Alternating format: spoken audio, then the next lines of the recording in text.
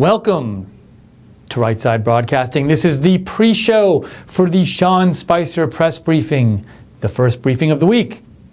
And we will bring you all the briefings this week. As we always bring you the briefings here on Right Side Broadcasting, and we do a pre-show and a post-show. I'm Steve Lookner. We're in Auburn, Alabama. We're going to cover the briefing. It's going to start in scheduled time 21 minutes from now. And sorry we were a little late coming on the air today with our pre-show. We were just busy. We were streaming President Trump's speech this morning at the memorial service for fallen officers. If you haven't seen that, he gave it at the Capitol outside. You can watch it at Right Side Broadcasting on YouTube. We have it posted. And also we are showing, at least as of a couple minutes ago, we were showing the oral arguments in the Ninth Circuit Court about the travel ban. I'm not out there right now, so I can't tell if it's still on. But Jake, is it still running? Are we still running that? Yes. That is still on the air, so you can watch both things at once or watch one after the other. But we are happy to be covering another week of Sean Spicer press briefings here at the pre-show. We talk about what Sean Spicer is going to talk about. We take your comments. And by the way, we have a new mic today. I don't know if you noticed the difference. You know how like sometimes if you get a haircut, it's like you hope people notice? Well, we have something here we want you to notice. No, I didn't get a haircut. We have a new microphone. Thank you to the generosity of Lynn Jean, who's one of our moderators and longtime viewers.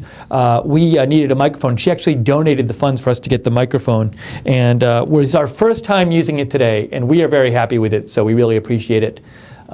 We appreciate Lynn Jean's generosity.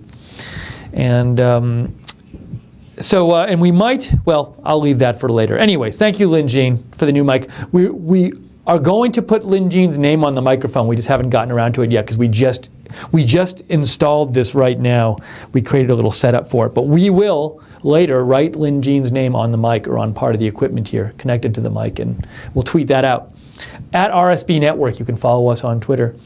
In addition to talking about what Sean Spicer is going to talk about today, we also would love to get your comments and your feedback. So if you want to write to me while we're on the air, write to me and I'll read your comment on the air. You can write to me on Twitter at Lookner, at Lookner, or email me steve.lookner at rsbn.tv.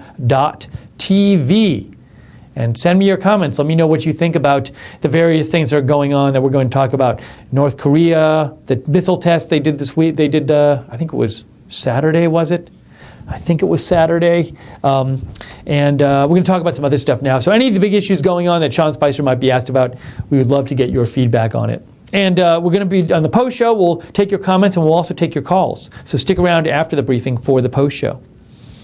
So the first topic I wanted to bring up today that I believe Sean Spicer is going to be asked about a lot, it might even be the first thing he's asked about, is there were reports this weekend. Specifically, there was a report in this site Axios. Axios is a site which was created by Jim Vandehei. He's one of the founders, if not the only founder, and he originally was one of the founders of Politico, and he left to create this site called Axios.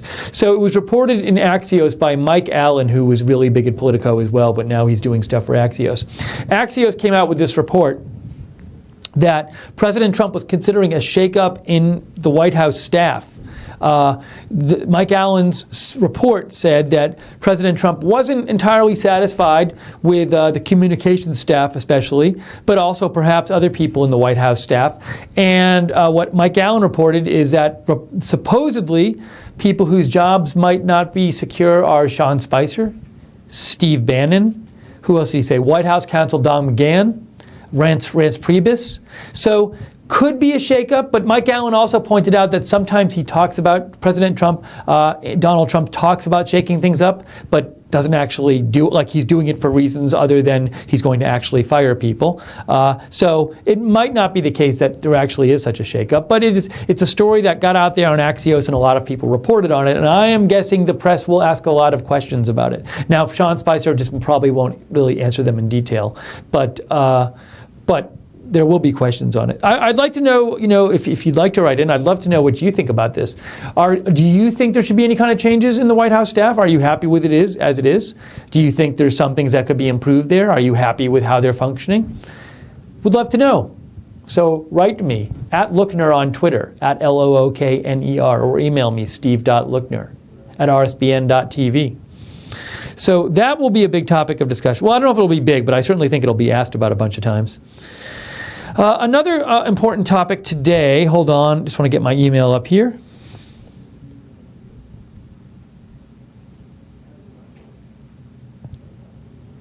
And I know, by the way, Rhett sent me a message before, thank you Rhett, before we went on the air, listing the different people being interviewed, a report he had seen about the different people being considered for the Comey replacement as FBI director. That is also something I'm sure we'll hear Sean Spicer asked about today. How is that search going? I saw a report on Friday saying like 4 people were going to be interviewed Saturday for that position, including, there was a senator, and I'm blanking on the name. I want to say like Cornyn or something, and I'm probably getting it wrong. This is what happens. See, I get on the air.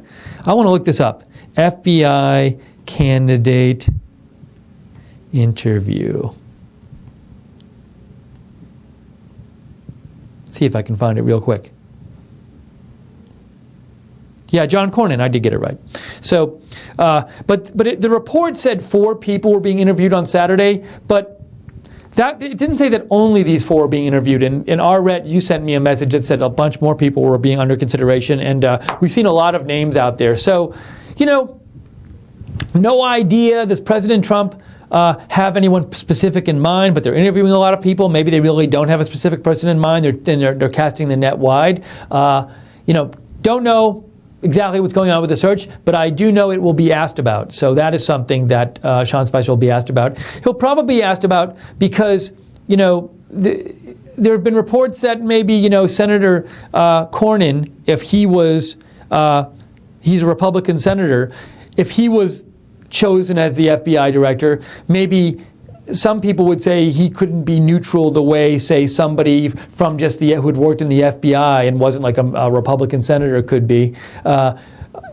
So I'm guessing you might hear press questions about Senator Cornyn being interviewed for the job. And also questions about, does President Trump want to go with somebody from the FBI? Does he feel like he has to go with somebody who is like not in the Republican Party? Things like this could be asked about. So we'll see. But I'm guessing you'll hear a bunch of those questions. There's another story I want to bring up. Well, hold on. I want to get to your messages. Ham Fried writes in with the Axios story. So this is a story I just talked about before that came out this weekend about how President Trump was considering a shakeup in his White House staff. Ham Fried writes, with the Axios story, how many stories have we had where sources in the White House said this or that got fired? Why put the left-wing fake news out there? Yeah, so I understand your concern, Ham Fried, is you're saying, haven't we heard these kind of stories before? Couldn't this just be a leak designed to make President Trump look bad? Well, certainly it could be. I guess, something I will say is that Mike Allen, who's reporting the story, is pretty, I think he's a pretty reputable journalist. He's not someone I associate with lots of left-wing bias. Like if it was, say, Maggie Haberman or Glenn Thrush, who was reporting this in the New York Times, or the Huffington Post or the Washington Post reporting this, I'd be a little more iffy on it.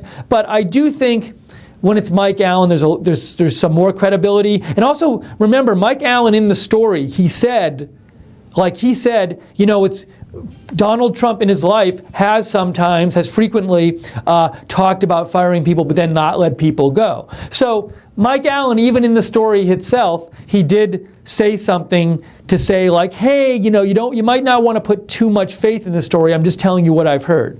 So it's a good question, Humphrey, but I did look at the source. And also, it very well might turn out to be not true. I agree with you. But it's in the pre-show, we're talking about things that this is not a news broadcast per se. It's a pre-show for the briefing, and we're talking about things that are going to be talked about in the briefing. And so I do believe that this story will be seized upon the media and asked about a few times in the press briefing, which is why I really wanted to bring it up. Thanks, Ham Fried, for writing in, though. Let's see. Richard P. writes in, how many viewers watch the daily press briefings on average each day at RSBN TV? So So Richard, you can actually find that out if you go to our videos. If you wait a couple days or a day after the briefing and then you go to it Right Side Broadcasting, you can see the viewer count. I know last week, at the end of last week, the viewer count was about, on YouTube, was about 8,000 for the last few of them. But also, you know, we show them on Facebook too. Hello, everybody on Facebook watching today. And we have viewers on Facebook too. So it seems like, Jake, you can correct me if I'm wrong, but if you told me somewhere around 9,000 or 10,000 during the last week for the press briefings, I think that would be in the ballpark number of people who've been watching. We're trying to get more and more watching. Jake, I'm sorry? Yeah, and Jake, could you turn yourself up a little bit more in my ear so I can hear you better? That's Jake Seals producing today, by the way. Thank you, Jake. But thank you, Richard, for the question. And I want to talk about this other story that Sean Spicer will definitely be asked about. There's actually a couple more stories I want to get to, but first I want to say, thank you again, Lynn Jean, for donating our new microphone. Really appreciate it, and this is the first day we're using it. Lynn Jean's microphone. Well, she didn't like send it to us. We needed a microphone, and she agreed to donate for us. So I want to say also, though, if you'd like to donate to us, we rely on your support to stay on the air. We could not bring you this coverage or any coverage without your donation. So if you'd like to donate to Right Side Broadcasting, if you appreciate having an alternative to the mainstream media, then I hope you consider donating. If you want to donate, go to rsbn.tv/donate, or you can go to the chat room at YouTube and click the dollar sign at the bottom of the chat room, and you can donate that way. Or you can, if you want to make a monthly donation and get neat RSBN freebies in return, like this mug, like this. I'm holding my fingers in front of the mug, like this. You can go to our Patreon site, which is www.patreon.com/RSBN, and look at what you can get for donating to Right Side. We got some donations during President Trump's speech this morning. Really appreciate it. Thank you, everyone, for donating. A couple other stories President Trump will be asked about. One is the North Korean missile test. So this North Korean missile test happened on Saturday, and it's a very significant test. They tested a new kind of intermediate range missile. It is a missile with greater range than any they'd successfully tested before. I believe the range, if I'm right, is 4,500 kilometers, which is around 2,800 miles. And it's a very serious piece of equipment. I mean, so what they do is they don't shoot it lengthwise. They don't shoot it like as they shoot it more straight up in the air than they normally would. Because if they don't and they shoot it sort of more horizontally, what'll happen is it'll land in some other country or something, and they don't want that to happen. So to test the missile, they fire it more like straight up in the air. And this missile went about 1,300 miles in the air. That's not a misprint. 1,300 miles in the air. I believe the space station orbits at 400 miles in the air. ICBMs normally go 750 miles in the air. So it went, I'm not kidding you, 1,300 miles in the air, and it kind of went up and down kind of straight. And it was a successful test. It's a new kind of missile. They say they can put a nuclear warhead on it. That hasn't been confirmed yet. But it just shows that they really are progressing with their missile technology. This new missile has the range to hit Guam, American territory, where American forces are stationed. I saw a report that said this missile that was just tested might even be able to reach Alaska. So they're getting closer and closer to developing the technology to put a nuclear missile on a warhead that could hit the continental United States. And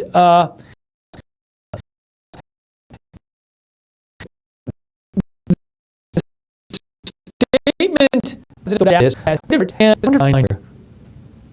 me just see. I know I can find it. Let's see if I can find it in 2 seconds.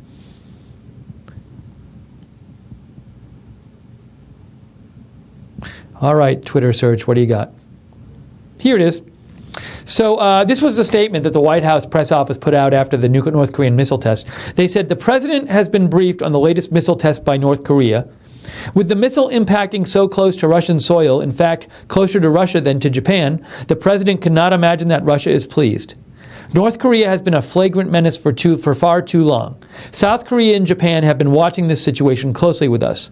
The United States maintains our ironclad commitment to stand with our allies in the face of the serious threat posed by North Korea. Let this latest provocation serve as a call for all nations to implement far stronger sanctions against North Korea. So this message seems to be pushing for more sanctions against North Korea. And you know, you have to wonder, as they keep having these tests, I think they've had two tests in the last 2 weeks. I want to say in the last month they've had 3 or 4 tests. They're really increasing. Over the last few years, they've really increased the rate of testing that they're doing on these missiles and nuclear technology. Does President Trump take some stronger action at some point soon? Is he considering military action now? Is he considering some stronger sanctions, the kind of which we haven't seen before? Don't know, of course. I'm not in the White House. But, you know, it just seems like this test was a very significant test. And from what I've been reading, it's a very significant piece of progress militarily for North Korean military technology. So it's not like one of these, I mean, the failed tests, when they have a test that fails, supposedly they learn from that. But this really was, from what I've read, significant progress in terms of working towards getting an intercontinental missile that can hit the U.S. with a nuclear weapon. So has this changed calculations in the White House at all? That, I'm sure, will be asked about today in the press briefing. Okay, we have about 5 minutes till the press briefing starts. And we are here, we will cover it for you, and then come back here and do the post show here at Right Side Broadcasting. Hope you join us for the post show. We'll take your calls, we'll take your comments.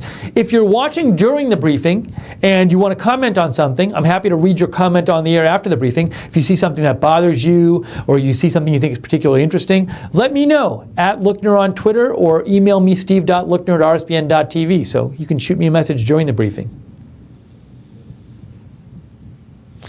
Andrew Sova says, did you see that Congressman Al Green in Houston held a press briefing today calling for the impeachment of Donald Trump? I have not seen that, Andrew. I will try to look it up when I get out of here.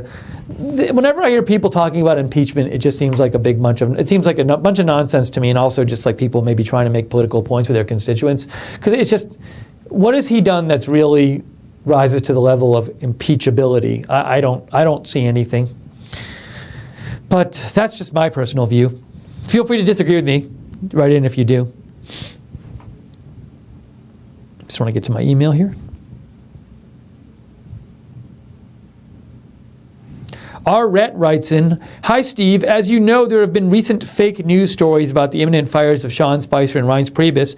Other alleged firing sources in the recent past have been about Sebastian Gorka and Steve Bannon, none of which have proven to be true, at least so far. There will always be a trail of breadcrumbs, but before we swallow them, we should see where they lead. Related for discussion, we know President Trump is very shrewd. We also know he's extremely upset about leaking of information. He may be creating stories for leaking to specific individuals on his staff to test potential leakers within the White House.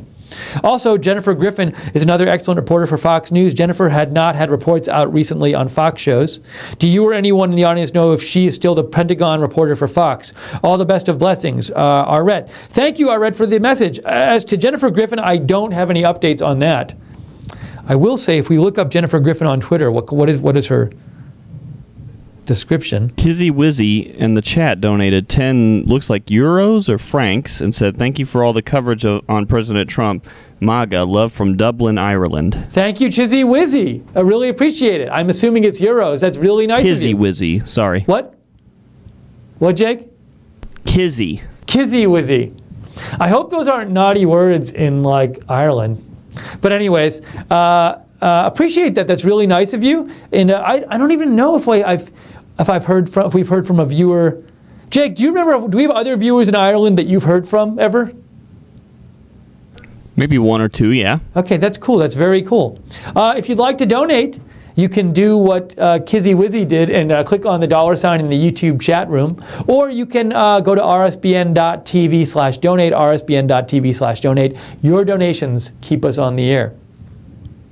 Jennifer Griffin is listed as the national security correspondent on Fox News on her page on Twitter. So, if you haven't seen her lately, perhaps, she could be off doing something else. She could be on assignment. She could be on vacation.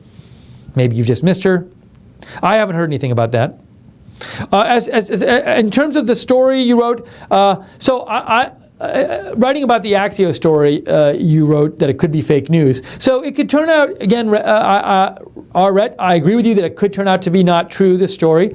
But I wanted to report on it today because, again, this is the pre-show for the Spicer briefing, and I do want to talk about the stories he'll be asked about. So by talking about it, I didn't mean to suggest it was true. I was just saying this is a story that got a lot of press this weekend that Sean Spicer is going to be asked about, and so I wanted to give you guys a heads up that you might be hearing questions on it. Now, and in terms of, I think the leaks is an interesting point. You say maybe President Trump is putting out stuff to see if anybody's going to leak it. That could be true. Also, I will say, though, part of the Mike Allen story in Axios was that one of the things President Trump is upset about is that there are leaks coming from the White House. And look, I do think he's upset about this because whether or not these reports are true, the ones you see in the paper where they quote White House sources, what I don't really doubt is that there's somebody in the White House giving a source. So if you see a big media outlet say, White House source told me this, they don't say who in the White House is doing that, but when a lot of them have those kind of stories, I don't think they're all making up the fact that a White House source told them something. The White House source could be leaking false information. So, but I do think when President Trump sees these stories out there that he does get upset that people inside government are leaking stuff. So as to whether any of this will be a fireable offense or whether no one will get fired, don't know. We'll see what Sean Spicer has to say about it, but I appreciate your messages about this. And yes, I agree, when these stories come out with leaks, you have to take a critical eye toward them, and you can't just take them as the truth when you read them. Aaron says, let's see. Aaron basically wants us to nuke North Korea, should make the entire North Korea radioactive. Now, I don't know if that's a realistic proposal, Aaron, that to make entire North Korea radioactive, because that would probably hurt a lot of people. So I don't think that's in the plan for the Trump administration. Let's see, old guy 1947 says, if you can shoot a missile 1,300 miles in the air, you can go into orbit and hit anywhere. So the way old guy 1947 is, I'm not a rocket scientist, but it's not just how far you can shoot it in the air that determines how far the missile can go. So ICBMs only go about 750 miles in the air, but they're powerful enough. They go 750 miles at a certain angle, and they're powerful enough to go a farther distance horizontally. Just the way the technology is, this missile can go 1,300 miles straight up, but doesn't have the power to go horizontally for longer, to hit the continental United States. That's just the way the technology is. Now, if we had a rocket scientist here, they could explain more to you, but I am pretty confident of that. So, as I was reading a bunch about it this weekend.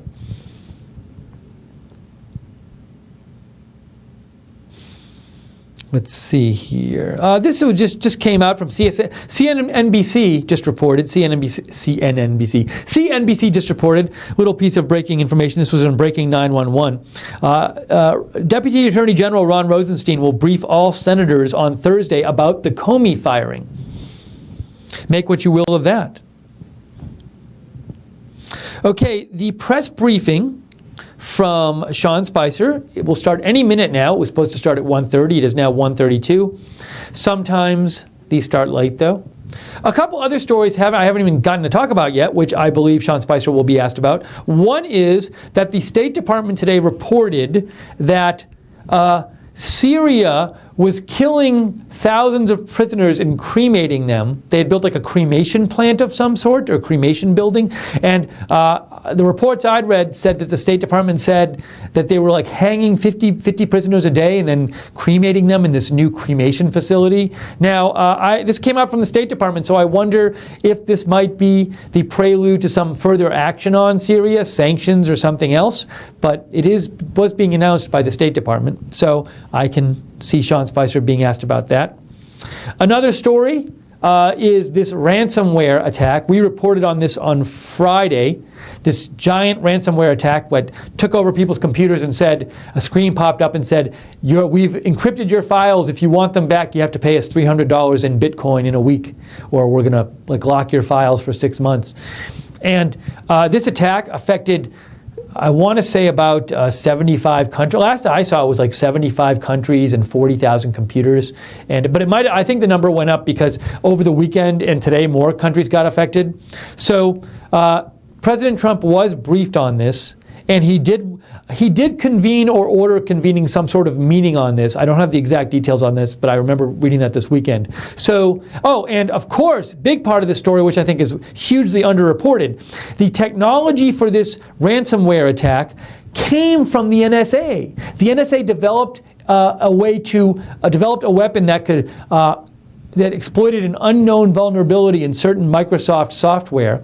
They never told Microsoft about it. Then this weapon got stolen, and then finally the NSA, I guess, told Microsoft like in March. And Microsoft quickly came out with a patch for it, but not everybody had installed the patch on their Microsoft software. So these hackers who came up with this weapon, they basically took this NSA technology that they had gotten because it was stolen from the NSA, and they developed a ransomware out of this technology, and they used it to cause all these computers to get shut down, including like a lot of computers in hospitals in England. And this is basically, they have this weapon because the NSA created it and couldn't keep their creation safe from getting stolen. And this is a huge story. If it was American hospitals that got shut down on Friday because of this would be like one of the biggest stories of the year, and you'd be hearing about it nonstop. But I guess because it wasn't American hospitals, then you don't really hear that much about it. So, but it's a big story, and I'm guessing he'll be asked, Sean Spicer, about, hey, does the NSA and the CIA, they make these cyber weapons, do they really have control over them? I mean, the CIA, a bunch of their cyber weapons, supposedly now WikiLeaks got a hold of. They said 2 months ago they had gotten a hold of all these cyber weapons. So it seems like a potentially really big problem there, and Sean Spicer, I'm guessing, will be asked about it. Oh, very cool. So I guess we have about 100 people now watching on Facebook. That's really nice. Glad we just started broadcasting these rallies on Facebook recently, so I think press briefings on Facebook recently, so people are starting to find us on Facebook. So hello, everybody out there in Facebook land. And just know, if I'm in here and Jake's producing, and I can't see the comments in here in the chat rooms, and Jake can see them once in a while, but he's trying to keep the show on the air. So if you have a comment and you want me to see it, please email. Actually, Twitter's the best place. Go to Twitter @Lookner, @LOOKNER, and message me there. You can also email me too, but if you say it in the chat room, I probably won't see it. Okay, it is 1:36 p.m. right now. And, another story. The briefing will start any time now. We'll go right to it when it starts. I thought of another story that Sean Spicer is going to be asked about. President Trump's trip. President Trump is leaving for his first international trip on Friday. He is going to Saudi Arabia, going to Israel, and going to the Vatican. Now, the Vatican is not technically... I want to say it's not in Italy, it's its own territory. So I guess my question is he technically going to Italy and then driving to the Vatican? I don't think the Vatican has an airport. So I'm thinking he's going to Italy too, but is he meeting people in Italy, or is he just landing in Italy and driving to the Vatican? I don't know how this works. Feel free to fill me in, somebody out there, if you know. But President Trump is taking this trip, and we will bring you whatever coverage we can from that trip if he makes speeches or appearances. We're not sure exactly what we can bring you yet, but we're going to be covering it. And but that is going to be something Sean Spicer's asked about in the briefing. Also, I saw a story, I think it was in the Wall Street Journal, about how the United States is trying to have a better relationship with Saudi Arabia than they had under the Obama administration. Saudi Arabia was pretty upset about the Iran deal. Saudi Arabia and Iran are rivals in the Middle East. And there's some weapons deal that is reportedly near conclusion between the United States and Saudi Arabia, selling them weapons, some more weapons. So, and they want better ties in general, including economic ties. So that could be something that Sean Spicer's asked about. Once again, this is the White House press briefing pre-show. The briefing will start any moment now. We'll go right to it and then come back for the post-show where we'll take your comments and we'll take your phone calls. Blake Murphy says, hey, Steve, thanks for all the great work you're doing. I want to mention that I switched. Oh, no, this is from before. Your comment today was just, hope you're having a great day. I'm enjoying the stream. Thanks. Thank you, Blake Murphy. Appreciate you watching and glad you're enjoying it.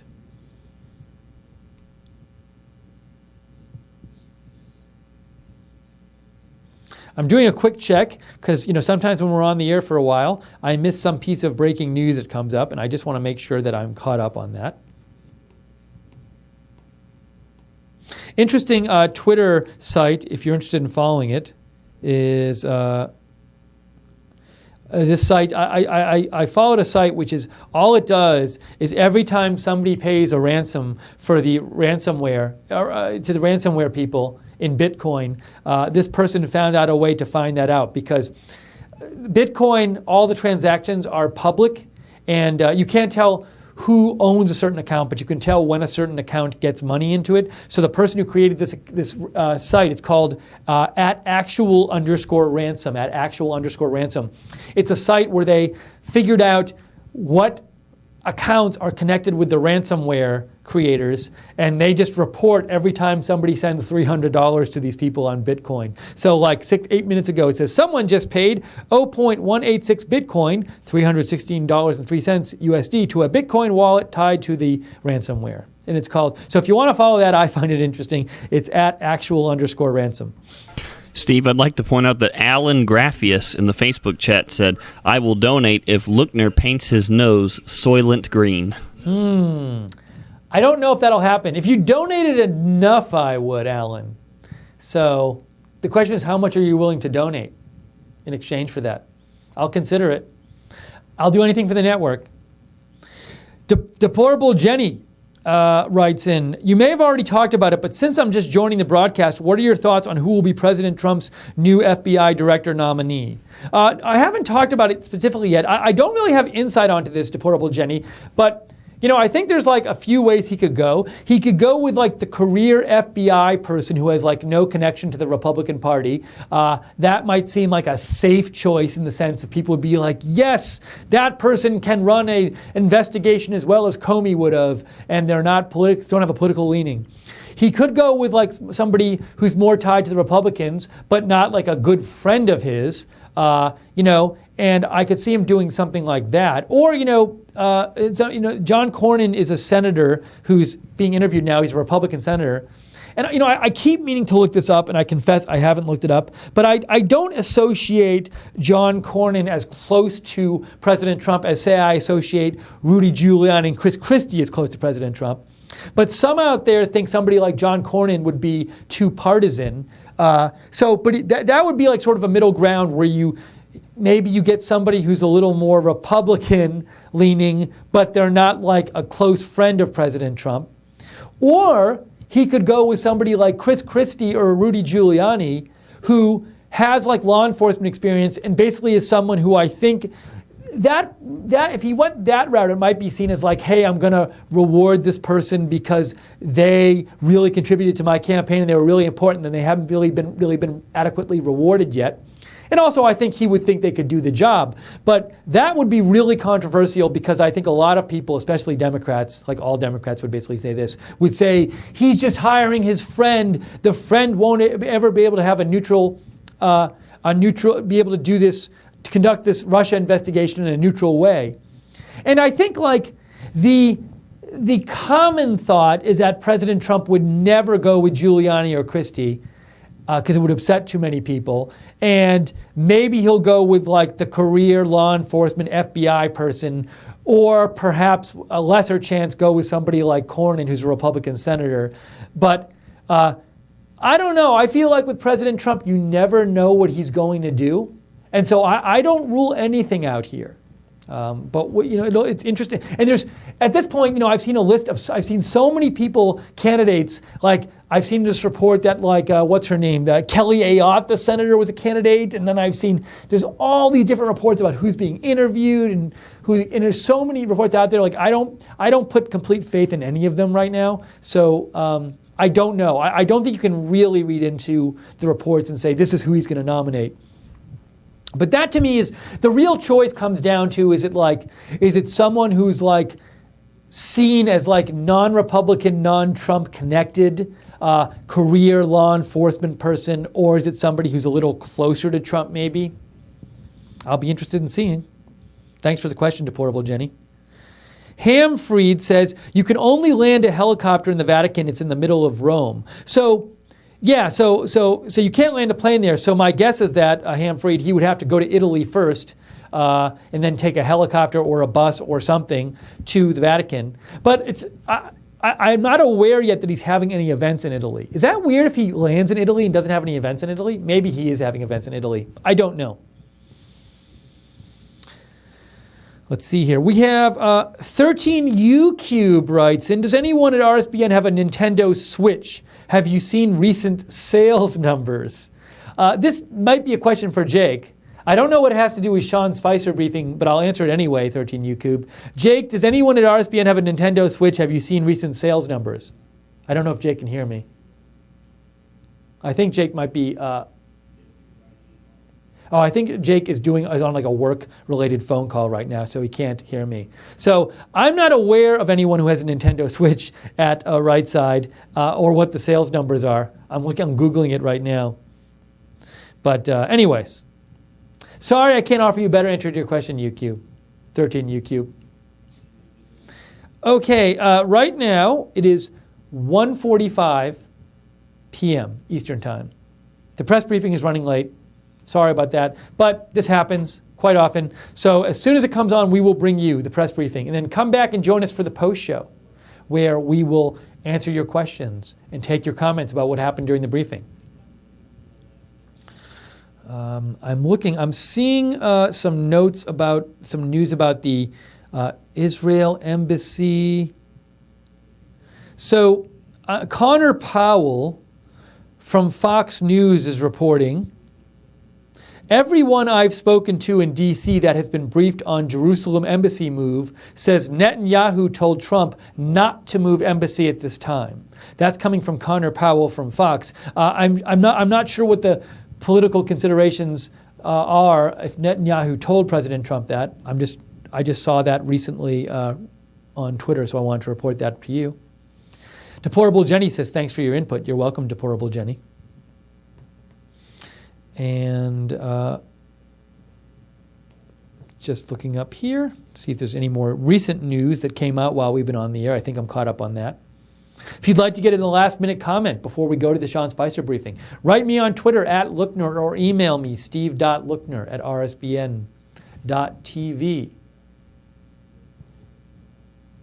R. Rhett writes in, hi, Steve. Global cyber attack over the weekend. Over 150 nations and 200,000 victims. I guess those numbers went up. Anyone hacked among the RSBN family? Not that I've heard of, Rhett, thankfully.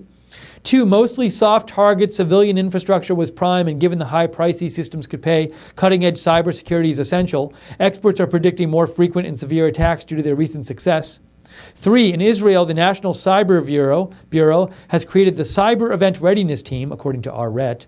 CERT. CERT has been very effective in defensive and counterattack cyber warfare. Even the big boys like Iran, North Korea, Hezbollah, and Anonymous have been relatively ineffective. The U.S. could take lessons from Israel. We have to be good. Our lives depend on it. Every blessing from RET. Thanks, RET, for writing in. Yeah, and I'm sure that, that I don't know the exact department, but I'm sure there is some kind of department that just deals with the cyber terror threats in the American military. But, it's a concern with this kind of weapon, this cyber weapon, is that one problem is that a lot of people don't update their software frequently. And also, some of the software that this affected was old software like Windows XP. So that software wasn't even supported by Microsoft anymore. And then they recently just came out with a patch to deal with this issue. So somebody might have had this Windows XP and they said, well, I don't even need to update because they're not even sending out updates anymore. So between older software that people do keep on their computers and people who don't update their software all the time, there's just a lot of vulnerability there. And that's something, the government can't go into your computer and update your software for you, or can't send out patches for old software. So that's a problem that's beyond the reach of the government, it seems. And also, another problem again is if you have government agencies developing secret cyber weapons that based on vulnerabilities they find in common programs and common software, and they don't let the companies know about it, then there's this huge risk, because if those cyber weapons get stolen, there's no patch for the weapon because the companies didn't even know that the vulnerability existed. And that's a problem as well. So I agree with you. I think that it's a very important thing for the government to be focused on. But at the same time, these weapons are kind of scary because there's so many ways that they can attack. And, with this attack, a lot of people didn't get affected by it. But you think of how many people use computers.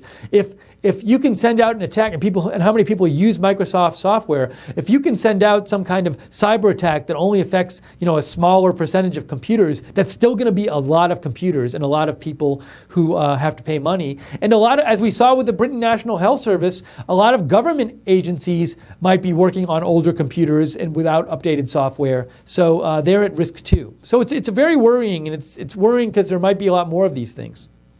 And there are a lot of ransomware attacks. I was reading an article about this yesterday, talking about the numbers of ransomware attacks there are, and there are thousands. There was one report, I think this article was from last year in the Wall Street Journal, and said there were like 4,000 in the first part of the year. Like, there are thousands of ransomware attacks that happen all the time. Not necessarily big ones, but it's a very common kind of attack nowadays. Okay, it is 1:50. We're going to go to the briefing at any time now. Jake, is there any stirring in the briefing room? No stirring in the briefing room yet, so as soon as there is, we will go there. Let's see here. This is MK sent a meme in. MK sent in a meme, and I'll show it to you, and it says, President Trump should rehire Comey just to watch the Democrats switch positions again. That's from MK sent that one in.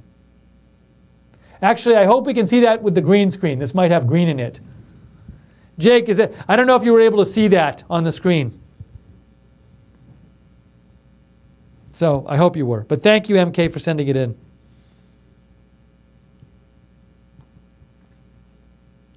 Ryan writes in, I hope everyone is looking toward the daily Russia conspiracy theories from the press. Ryan, I don't know if everybody's looking forward to it. I'm guessing you were joking, Ryan. But you very well might hear some today. We'll see.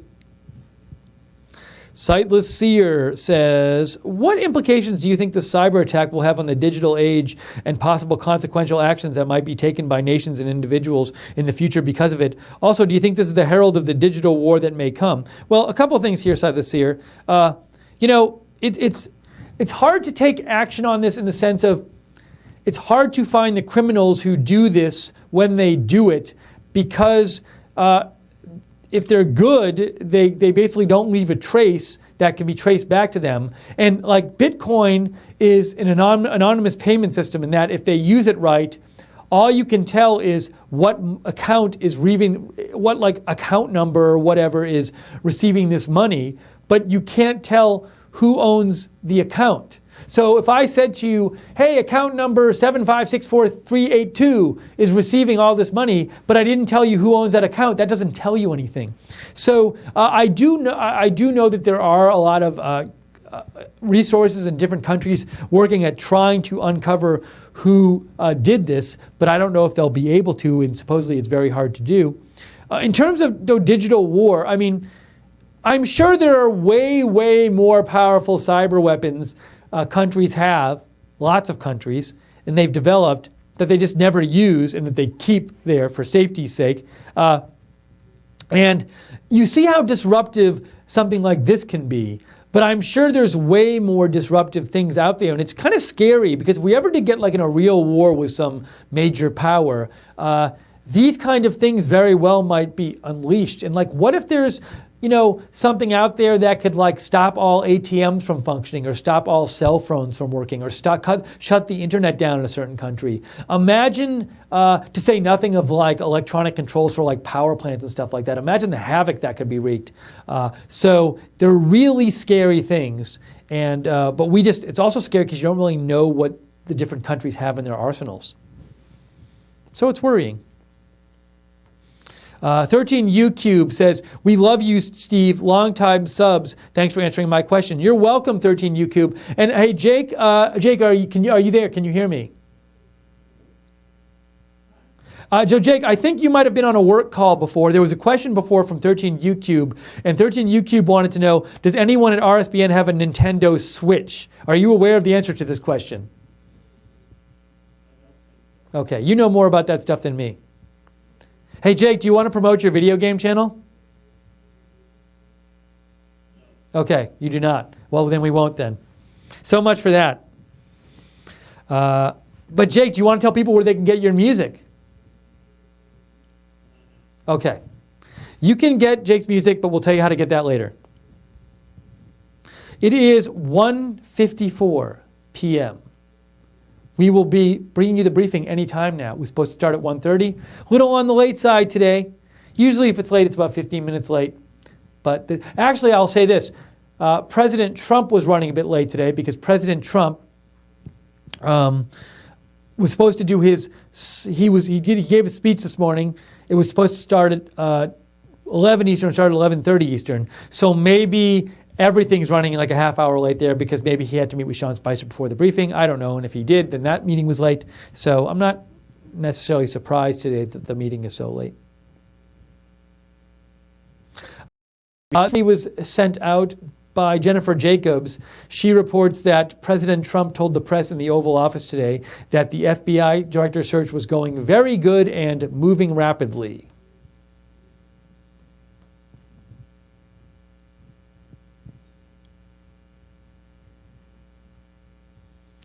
Let me check here. Sorry, I want to get my internet back up and my messages back up.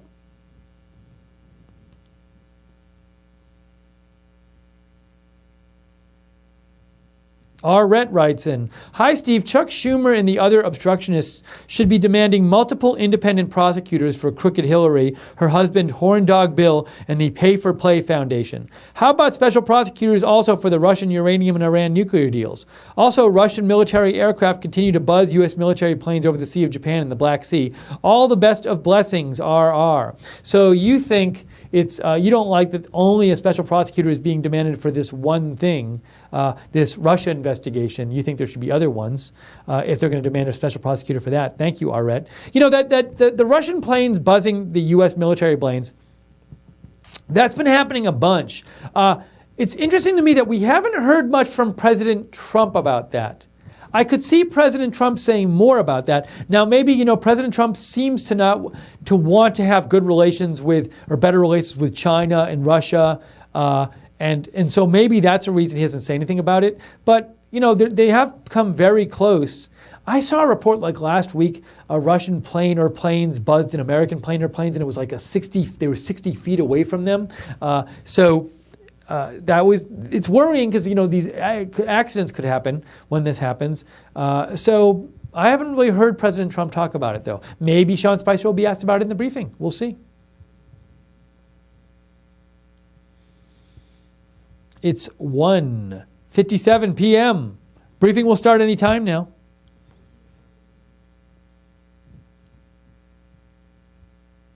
It is interesting. I'm seeing reports from a couple White House staffers.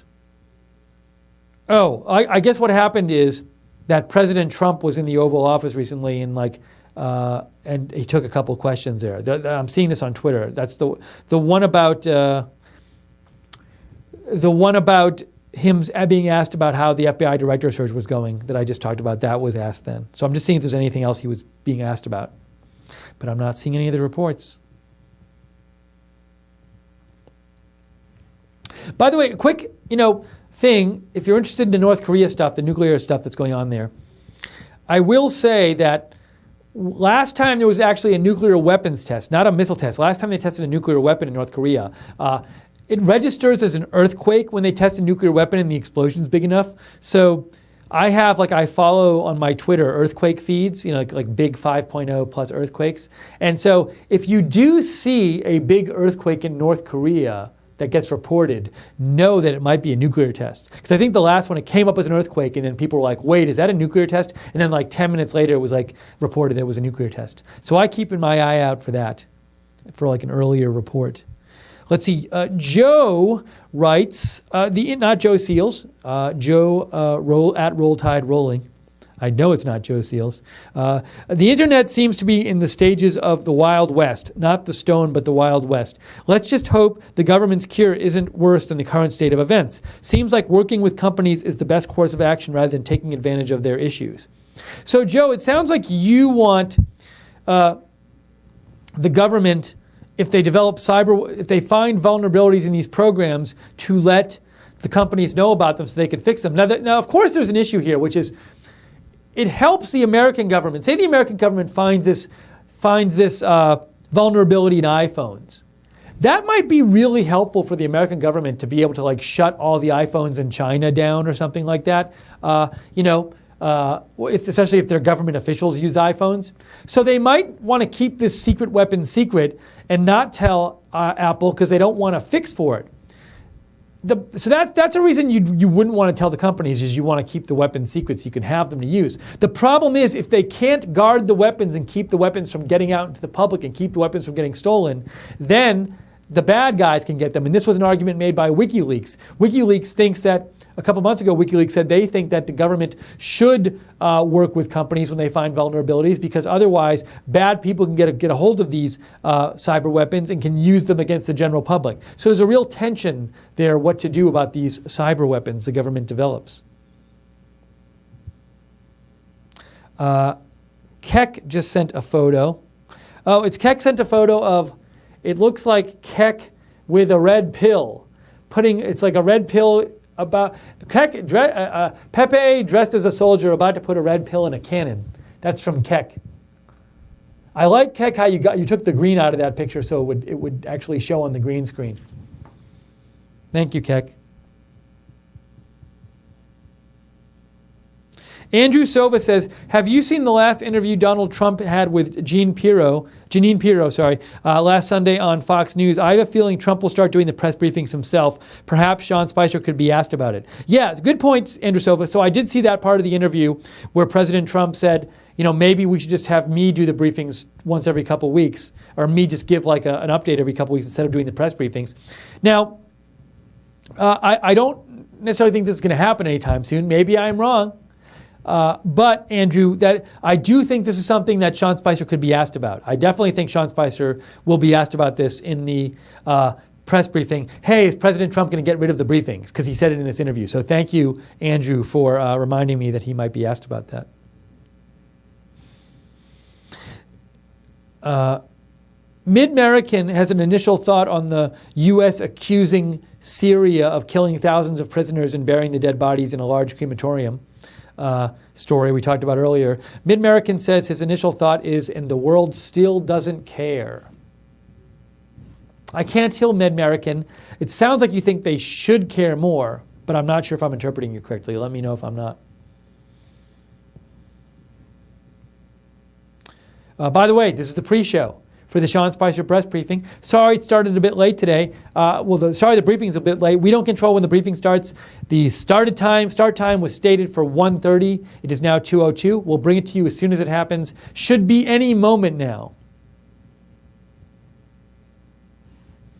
Sightless Seer writes, action doesn't always mean action against the perpetrator. It can be developing our own defense code against the type of attack, regulations made on digital technologies, development of various tools, and putting together cyber teams. So you are saying, Sightless Seer, you want the government to do what it can to stop cyber weapons hurting people in this country. And I'm guessing there is a lot of work going on that, but I am not a cyber expert, so I can't really intelligently speak to that.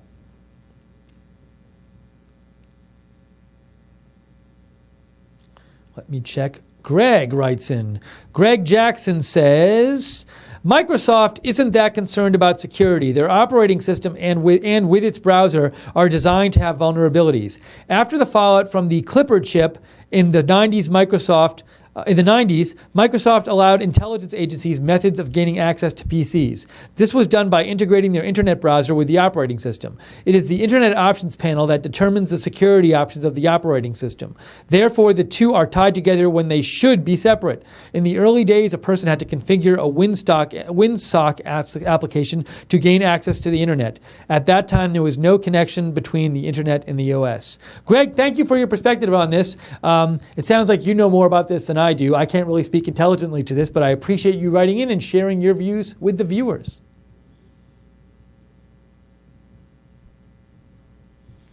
Let me go back and check. I want to do a quick news check here and see if there's any quick updates on anything.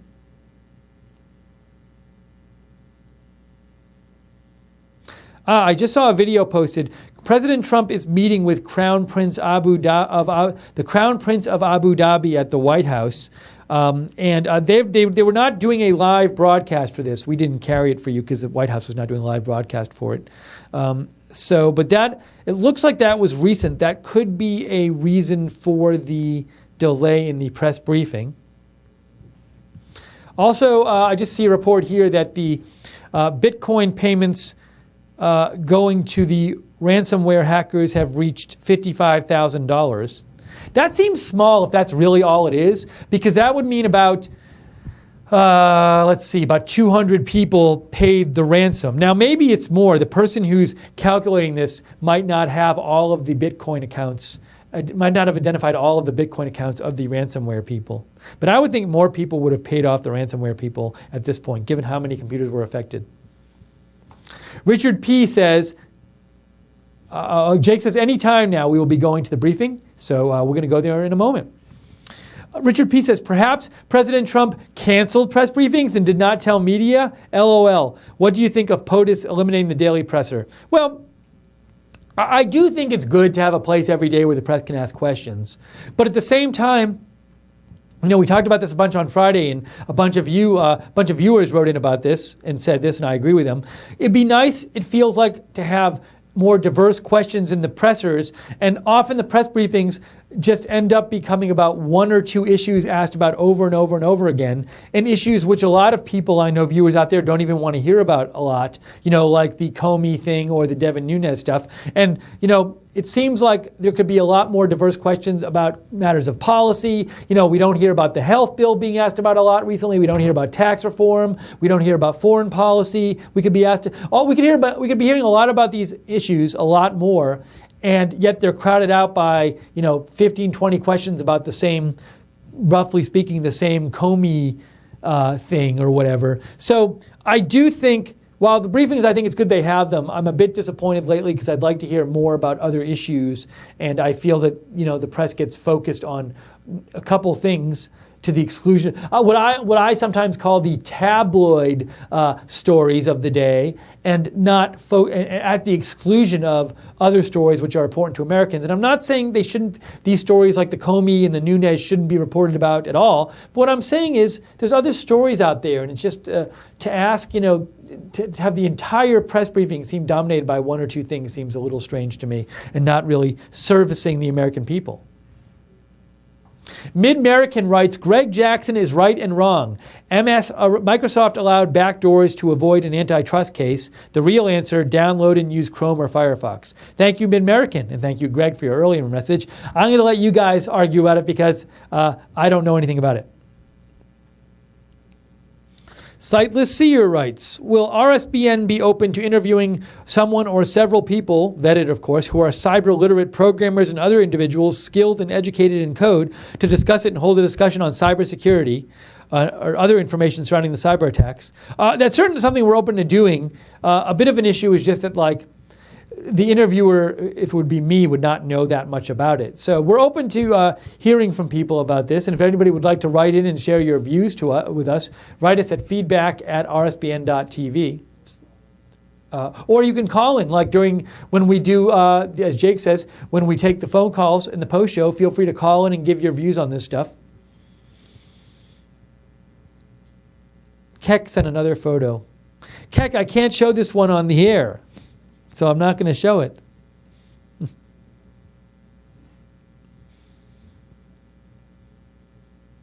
Okay, so we're going to go into the briefing momentarily right now, the Sean Spicer press briefing. It'll start any time now.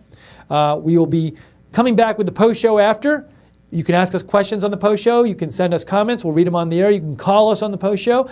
And to repeat, if you have comments you want to send in during the briefing, send them to me on Twitter at Lookner, at Lookner, or email me, steve.lookner@rsbn.tv. Oh, and please on Facebook, thank you, Jake, for the reminder, share the stream. We would love for it if you share the stream. Get the word out about Right Side Broadcasting. That really helps get the word out. So if you can share the stream, we'd appreciate it. All right, I'm going to do a last little news check before we go to the briefing.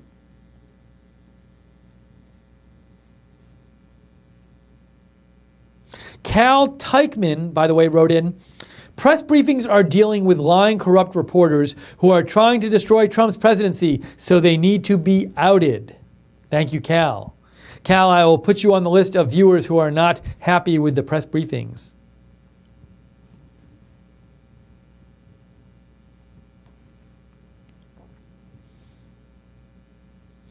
So there's going to be a lot, I think, asked. There's so much to be asked about at this briefing today. You know, we have, the North Korea missile test, the FBI director search, the, what else am I forgetting that I talked about? The visit from the Abu Dhabi, I forget, is it the Crown Prince? The upcoming trip, President Trump's upcoming trip. There's more things. I'm forgetting things. I can't even remember now. There's one big story I talked about. Now I totally forget. So I hope they get to them all. I hope they don't just focus on... I hope they just focus... Oh, they're doing it right now, Jake? So Fox is having a story on the cyber attacks right now. And I will say, you know, I've seen some reports on it today. And I do think it would be...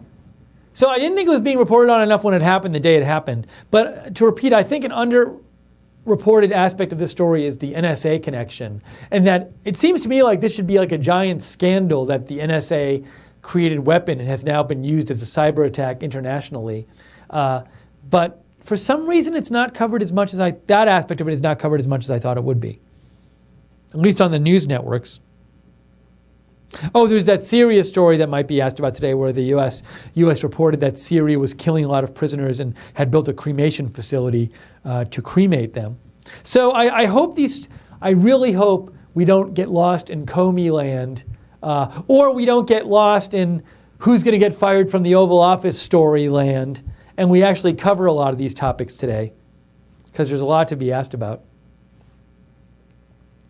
The Mid-American says, I demand Ket King to include me in all photos sent to Steve so I can laugh too. So Ket King, if you want to include Mid-American, it's at the Mid-American. Oh, also, you know, another story going on today was the oral arguments that we were showing. I think those might be over by now. Jake, you can let me know if those are still going on. But there were oral arguments today, the Ninth Circuit Court over President Trump's travel ban. So we will hear some sort of a ruling at some point in the next couple of weeks, I would presume, from the Ninth Circuit Court about the travel ban.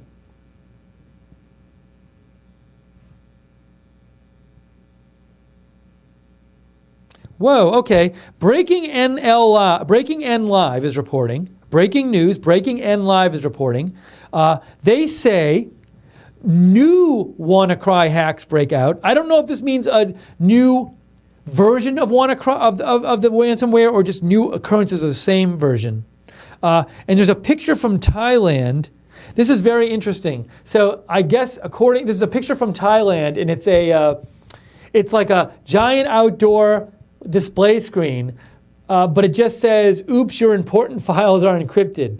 So this is reportedly from Breaking N Live, a giant outdoor display screen in Thailand from today. I don't know if this is a new version of the strain or just, you know, in Asia, a lot of their workplaces had shut down on Friday before this ransomware started taking effect. So there was this worry that, especially in Asia, when people came back to work and turned their computers on, you might have more of these ransomware attacks because they were turning their computer for the first time in a few days. So perhaps this is what Breaking N Live is talking about here. We'll keep an eye on that and let you know if there's more attacks. There's also a worry, by the way, that this ransomware was stopped from spreading accidentally by, I believe, a British researcher on Saturday who, long story short, bought some web domain, and when they did that, somehow that stopped. Bought a web domain they found in the ransomware, and when they did that, it stopped. When they actually put the site up, it stopped the ransomware from spreading. But supposedly, it would be an easy fix for the ransomware makers to adjust the ransomware so that this fix would no longer stop it. So there was a worry that it was going to keep spreading today. Haven't heard any updates on that. Actually, the updates I heard saw that it wasn't spreading much. Those were the updates I heard this morning. Keck says, I have a degree in advanced networking, and those attacks were child's play. An easy fix was backing up the system, and another way they can get in is through remote admin ports in TCP. Thank you, Keck. Once again, I don't know what you're talking about because I don't know anything about this stuff, but I appreciate your input.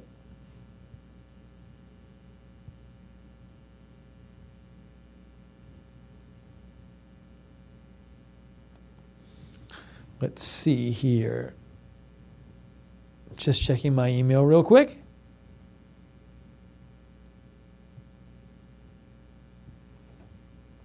I'm going to check news update.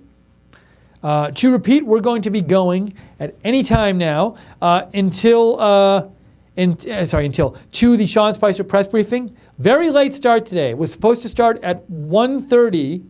Now it's 2:15. We might be getting close to the record for the latest start of a press briefing.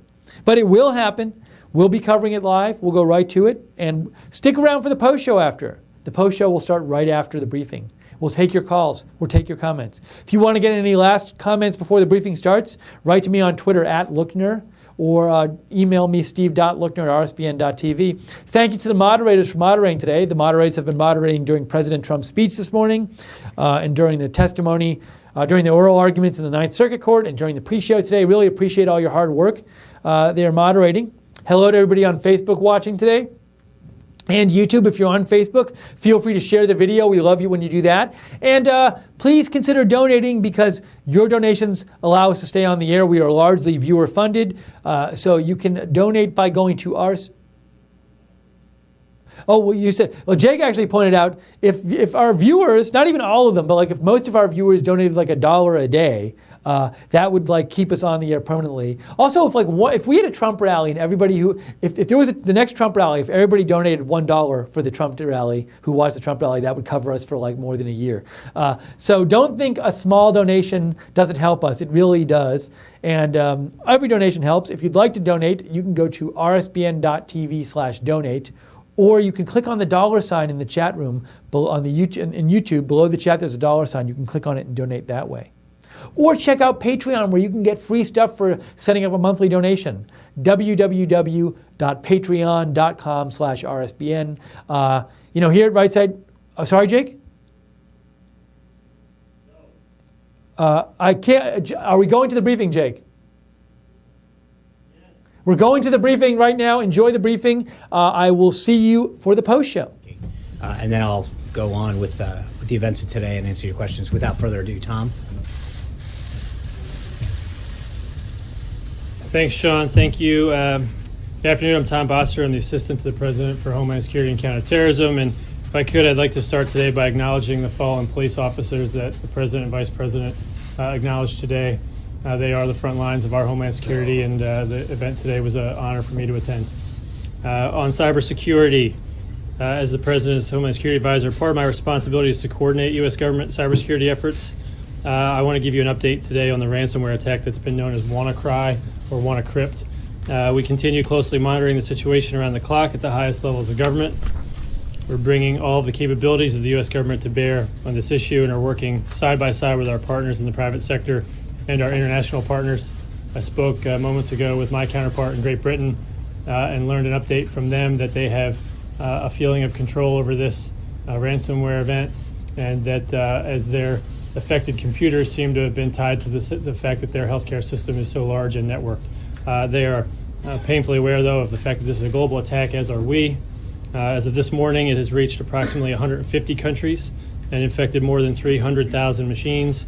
The good news is the infection rates have slowed over the weekend. We have been concerned about that when last we talked. The ransomware has disrupted telecommunications companies, hospitals, and other organizations. The UK National Healthcare Service announced 48 of its organizations were affected, and that resulted in inaccessible computers and telephone service, but an extremely minimal effect on and disruption to patient care. That was something quite evident in my conversation. Computers at the Spanish telecommunications company Telefonica were compromised, and we had a small number of affected parties in the U.S., including FedEx. Secretary Kelly at the Department of Homeland Security continues to lead operations and public-private coordination. His team is issuing twice daily situation reports, is holding multiple calls per day among experts and operations centers managing our response. As of today, no federal systems are affected. Overall, the U.S. infection rate has been lower than many parts of the world, but we may still see significant impacts in additional networks as these malware attacks morph and change. Despite appearing to be criminal activity intended to raise money, it appears that less than $70,000 has been paid in ransoms, and we are not aware if payments have led to any data recovery. The Cyber Threat Intelligence Integration Center is also keeping us informed of the classified insights concerning the investigation into these hacks. And let me talk about now briefly the way ahead. Sorry about that. It's important for our business and individuals to know that 3 variants of this ransomware are reported to have emerged using similar techniques. We had talked last I was here about variants of this malware. If you follow the mitigation advice published by DHS, the FBI, and Microsoft, and have patched your systems, you are protected against all of these variants. It's also important to know that pirated, stolen, or otherwise unlicensed versions of affected software often will not receive patches, so it's important to not use that unlicensed software. If you do, you'll be subject to extraordinarily susceptible infection. While it would be satisfying to hold accountable those responsible for this hack, something that we are working on quite seriously, the worm is in the wild, so to speak, at this point, and patching is the most important message as a result. Business and government have responded with upgrades and patches, defensive mitigations, and this has dramatically reduced the vulnerable population over the last 3 days. So this needs to continue to be our focus. Let me finish by repeating advice that all organizations be vigilant in updating their software, and that the only computers that can be compromised by the WannaCry or WannaCrypt virus are ones that do not have the latest security patches available from Microsoft. So what's the net effect? Tom, do you have any, so this is one episode of malware or ransomware. Do you know if, from the documents and the other cyber hacking tools that were stolen from NSA, if there was potentially more out there? So there's a little bit of a double question there. Part of that has to do with the underlying vulnerability exploit here used. I think if I could, I'd rather, instead of directly answering that, and can't speak to how we do or don't do our business as a government in that regard, I'd like to instead point out that this was a vulnerability exploit as one part of a much larger tool that was put together by the culpable parties and not by the U.S. government. So this was not a tool developed by the NSA to hold ransom data. This was a tool developed by culpable parties, potentially criminals or foreign nation states, that have put it together in such a way so as to deliver it with phishing emails, put it into embedded documents, and cause infection, encryption, and locking. So the provenance, I think I said this morning, of the underlying vulnerability is something that is a little bit less of a direct point for me. I guess a shorter way to put it would be, is there more out there that you're worried about could lead to more attacks in the future? I actually think that the United States, more than probably any other country, is extremely careful with their processes about how they handle any vulnerabilities that they're aware of. That's something that we do when we know of the vulnerability, not when we know we lost the vulnerability. I think that's a key distinction between us and other countries and other adversaries that don't provide any such consideration to their people, customers, or industry. You mentioned your British counterparts are feeling a sense of control. Was there any time, as you monitored this here in the States, where you felt there was any lack of control or this could get out of hand here? And if not, what is it about what was was here that was protected that didn't exist, for example, in Europe or other parts that have obviously taken a much bigger hit from this? Yeah, no comparative lack of control, but my conversation today led me to believe that he felt quite comfortable and my counterparts felt quite comfortable with where they stood today. Not comparing. But was there any time that you felt here that things could spiral out of control? Well, as we were gaining and gathering more information, it was important for us to determine the parameters of this. Once we got our hands around the parameters of the malware, that's of course in the beginning moments what you're trying to get a hold of. Get the malware, analyze it, determine what's happening. In that time frame, you don't feel entirely in control, but you're searching for information. Once we got it and realized what the situation was, we realized there were patches available and had been available since March. And so from that point, operations centers and communications become the key, and they're imperative to how we handle this response. And from the British perspective, I thought it was important to pass along from them 2 points. One, that they thought it was an extremely small number of patients that might have been inconvenienced, not necessarily a disruption to their clinical care as opposed to their administrative processes. Then two, that they felt that some of those reports might have been misstated or overblown given how they've gotten themselves into a position of patching. So we'll have to do the analysis and the investigation later as to why certain organizations, systems, or sectors were more greatly affected than others. So that's the point I'd like to elaborate. If I could, one more here. Yeah, please. just bottom line is for the average consumer, and what are you going to do going forward to make sure that it doesn't get out in the open and affect us anymore? Bottom line for the consumer is patch your software, provide automated patch support if you can, turn that automated on. Make sure your IT service providers or IT folks within your organizations are patching your software. That's the bottom line, and this particular malware and the 3 reported variants that we've seen since are all fixable with patch, and that's something that you can get from Microsoft. So that's our bottom line, and I don't want to encroach too much here into Mr. Spicer's time, but if I could, with that, maybe one more question, Sean, okay? Who did it? We don't know. That's the attribution that we're after right now. It would be very satisfying for me and for all of our viewers, I think, that if we find them, that we bring them to justice. I think that's something that sometimes eludes us. Attribution can be difficult here. I don't want to say we have no clues. As I stand here today, I feel that the best and brightest are working on that. So thank you very much. I'll let you know. Thank you very much. Appreciate it. Thank you. Thank you, Tom. The President was pleased to see this morning the National Association of Home Builders and Wells Fargo announced earlier that recent reports show that U.S. home builder confidence continues to rise, with numbers now at their strongest since the housing bust. According to the NABH's chairman, quote, "This report shows that builders' optimism in the housing market is solidifying. We've already seen tremendous response in the economy in the wake of the president's pro-growth agenda. The unemployment rate is at the lowest it's been in a decade. Manufacturing job openings are higher than they've ever been since 2006. And by nearly every measure of economic confidence, the future of the American economy looks very bright." The president is also glad to see businesses once again making significant investments in America, from Intel to General Motors to Walmart to Apple, who specifically just announced earlier this month that will start a $1 billion fund to promote advanced manufacturing jobs here in the United States. And it's not just the president's domestic economic policies that are generating optimism. Just last week, we announced the first 10 agreements as part of the 100-day action plan initiated by President Trump during his meeting at Mar-a-Lago with President Xi of China. As I noted last week, these arrangements are major wins for American companies across many different industries and sectors, from natural gas to beef exporters to financial services, who will all now have access to the massive Chinese market. And of course, those negotiations continue between our representatives. We look forward to sharing future developments with you as this process continues to unfold. This morning, the President and the Vice President joins tens of thousands of officers and friends of law enforcement at the annual Peace Officers Memorial Service at the United States Capitol. This is the 36th year that the Fraternal Order of Police has honored the memory of the brave men and women who've lost their lives in the line of duty with this service and ceremony. In the Vice President's opening remarks, he reiterated the Trump administration's commitment to standing with the men and women of law enforcement, quote, without apology. And the President said that these men and women are, quote, the thin blue line between civilization and chaos. Words cannot express the depth of our gratitude, end quote, but he hopes that the actions of this administration will show our men and women in blue, quote, how deeply we care and how strongly we feel about protecting those who protect us all, end quote. Earlier today, the President had the honor of meeting with officers and guests from police departments that recently suffered the loss of a police officer from Ulster County Sheriff's Department, Phoenix Police Department, and the New Jersey State Troopers.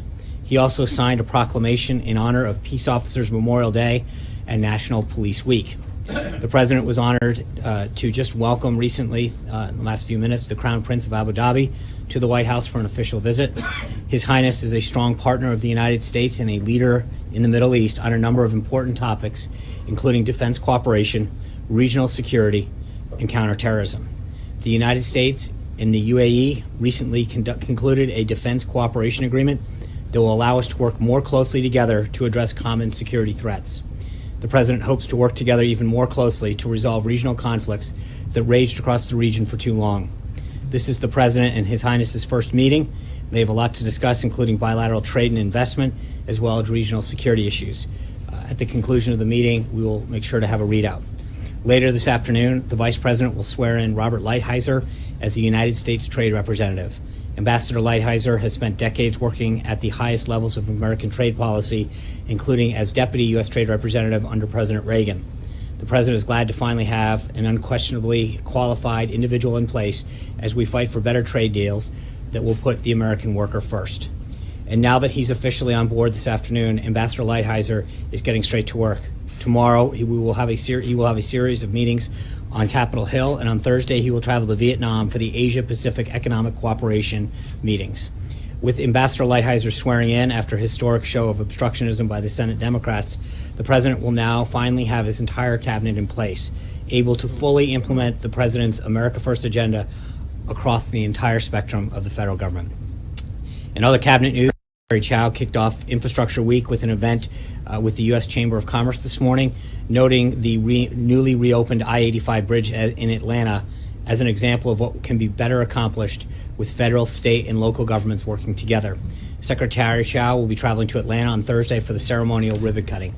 Secretary Perry is in Texas today as part of VA Research Week to announce the VETS Project, a joint effort between the Veterans Administration and the Department of Energy to help data map veterans' health records and solve health-related issues for veterans. This partnership, part of the Trump administration's commitment to modernizing the systems we use to care for our nation's heroes, brings together the VA's unparalleled health care and genetic data from its Million Veteran program with the Department of Energy's world-class technology to improve health care and quality of life for our veterans. Secretary Shulkin of the VA will also be traveling this week to commemorate VA Research Week, speaking at the Brain Trust Pathways event in Boston on Wednesday. This event brings together public and private experts in research, treatment, prosthetics, IT, and other specialties to focus on new and innovative ways to support veterans coping with the effects of traumatic brain injury and head trauma. The State Department also had a few briefings today on the next step in addressing the Assad regime and the horrors it has committed on the Syrian people. The Trump administration believes that Syria's political future should be decided by Syrians in a free, credible, and transparent process. However, we also believe that in a free process, it's unimaginable that Syrians will choose to continue under the Assad's leadership. Syria will never be stable and secure as long as Assad is in power. The Assad regime has sunk to a new level of depravity, and it has done so with seemingly unconditional support from Russia and Iran. For these reasons, we continue to support the political transition process contained in UN Security Resolution 2254 and support the political process taking place under UN oversight in Geneva. As we've said before, the United States remains open to working together with both Russia and Iran to find a solution that leads to a stable and united Syria. But in order for us to work together to bring an end to the violence in Syria, Russia and Iran need to acknowledge the atrocities of the Assad regime and use their influence to stop them. As you can see, it's going to be a busy week for the President, the Cabinet, and the staff leading up to the President's first foreign trip that launches this Friday. We take off for Saudi Arabia later on Friday, and I plan to have General McMaster here hopefully tomorrow to walk through the trip with further detail. And with that, your questions. Thank you, Sean. Just in China, NSC Senior Director Pottinger say the U.S. is forming a Belt and Road working group and say the U.S. company have much to offer. So what's the perspective of the U.S. future collaboration in this Belt and Road initiative? Yeah, as I mentioned with respect to the 100-day plan, I think there's a lot of areas that we are going to continue to work with China to develop a way forward. I think the relationship that the president established with President Xi down in Mar-a-Lago is continuing to pay dividends for our country. And whether it's this policy or trade or market access, we're going to continue to see all of those individuals from the president's cabinet that were down in Mar-a-Lago continue to work with their counterparts in China to find a path forward. John. Sean, a couple of topics, but first of all, back on what you said about Syria. Is the official policy of this administration now regime change in Syria? I think I've made it very clear what our policy is and continues to be. Over the weekend, a lot of complaints from Democrats about the Comey replacement process. First of all, that Jeff Sessions is leading the search. A lot of Democrats think that because he recused himself from the Russian investigation, he should not be in that position. Secondly, some Democrats and the senators saying that before they will consider the president's next nominee, they want a special prosecutor appointed to look into the Russia investigation. Can you respond to both of them? I think this is a process that's running completely as it should. It's being headed by the Deputy Attorney General, and the Attorney General, as we've noted in the past, the FBI Director reports to the Deputy Attorney General. They continue to move through a series of highly qualified candidates, and it's, obviously this is a huge priority for the President to make sure that we have someone that has the ability to administer the proper leadership to the FBI. What about on the special prosecutor? I think there's frankly no need for a special prosecutor. We've discussed this before. You have two Senate committees that are looking into this. The FBI is conducting their own review, and I think if you even look at what Acting Director McCabe said last week, he made it very clear that they have the resources that they need, and that the work continues.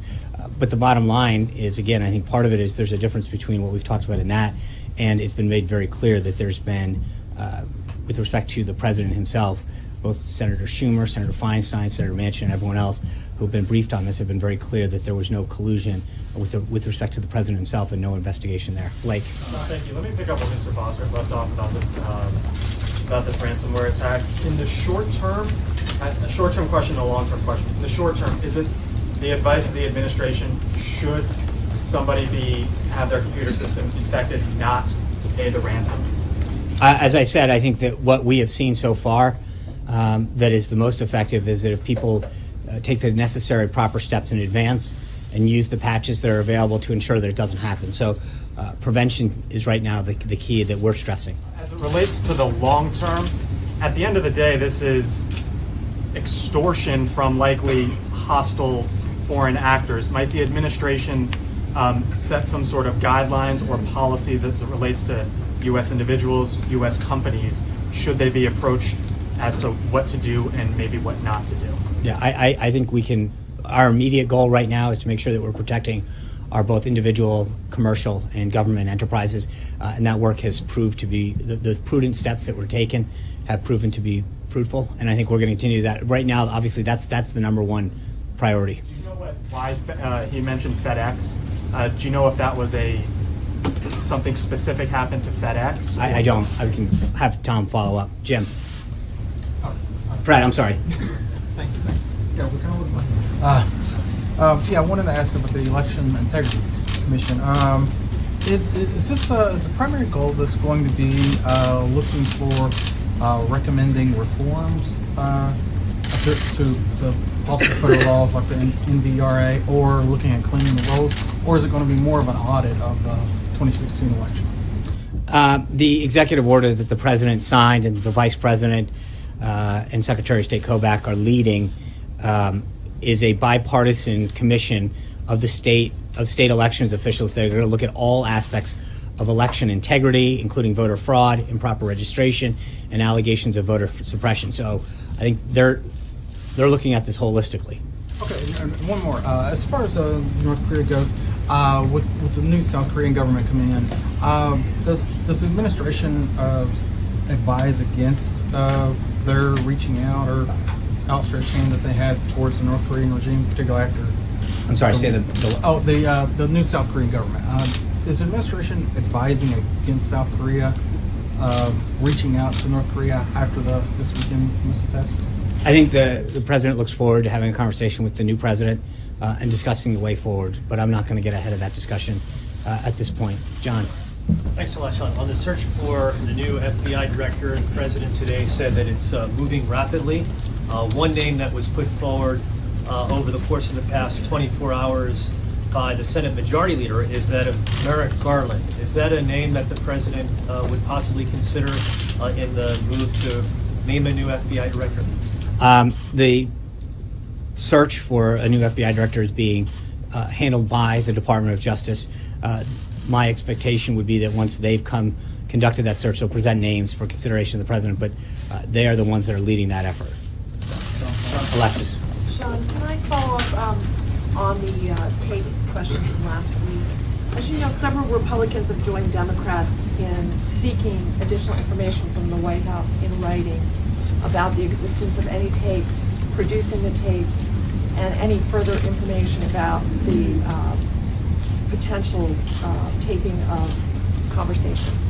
Is the White House intending to cooperate with those requests and furnish that information as requested in writing? I think I made it clear last week that the president has nothing further on that. Hunter. Wait, Sean. Does that mean that the president will deny the I think request? I said I was very clear that the president would have nothing further on that last week. Describing a situation in which the I president would defy the legislative branch's request. That's what you're saying. Alexis, I made it clear what the president's position is on that issue. Hunter. People clearly still have concerns about Russia's role in the election, even though the president has essentially said there's nothing to it. If there is nothing to hide, why not back a special prosecutor or independent commission just to settle it beyond any doubt? Well, again, it's not a question of, it's at what point you have a House committee, a Senate committee, the FBI. I don't know why you need additional resources when you already have three entities. Well, we saw polling this weekend from NBC News and I the Wall Street understand that, Journal. but that's 80% of people want this, and they don't have confidence in Congress. With all due respect, I think the bottom line is you have three entities already looking into this matter. I think the president's position has been very clear that there's two issues at hand. One is the involvement of Russia potentially in with respect to an election, and then the president's involvement. The FBI director and others have made it very clear that the president's not a subject of anything. I think we have plenty of entities looking into that. Trey. Sean, two questions for you. On North Korea, is there a new sense of urgency for President Trump to act following the successful ballistic missile test over the weekend?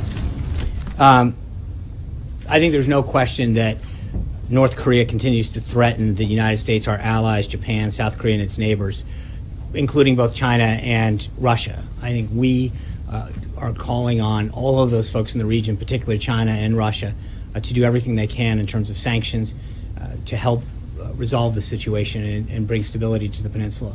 On a quick domestic issue, what characteristics is President Trump looking for in an FBI director? I think obviously he wants someone with high integrity and the leadership skills to lead the entity, but I have not specifically discussed the qualities with him. Richard.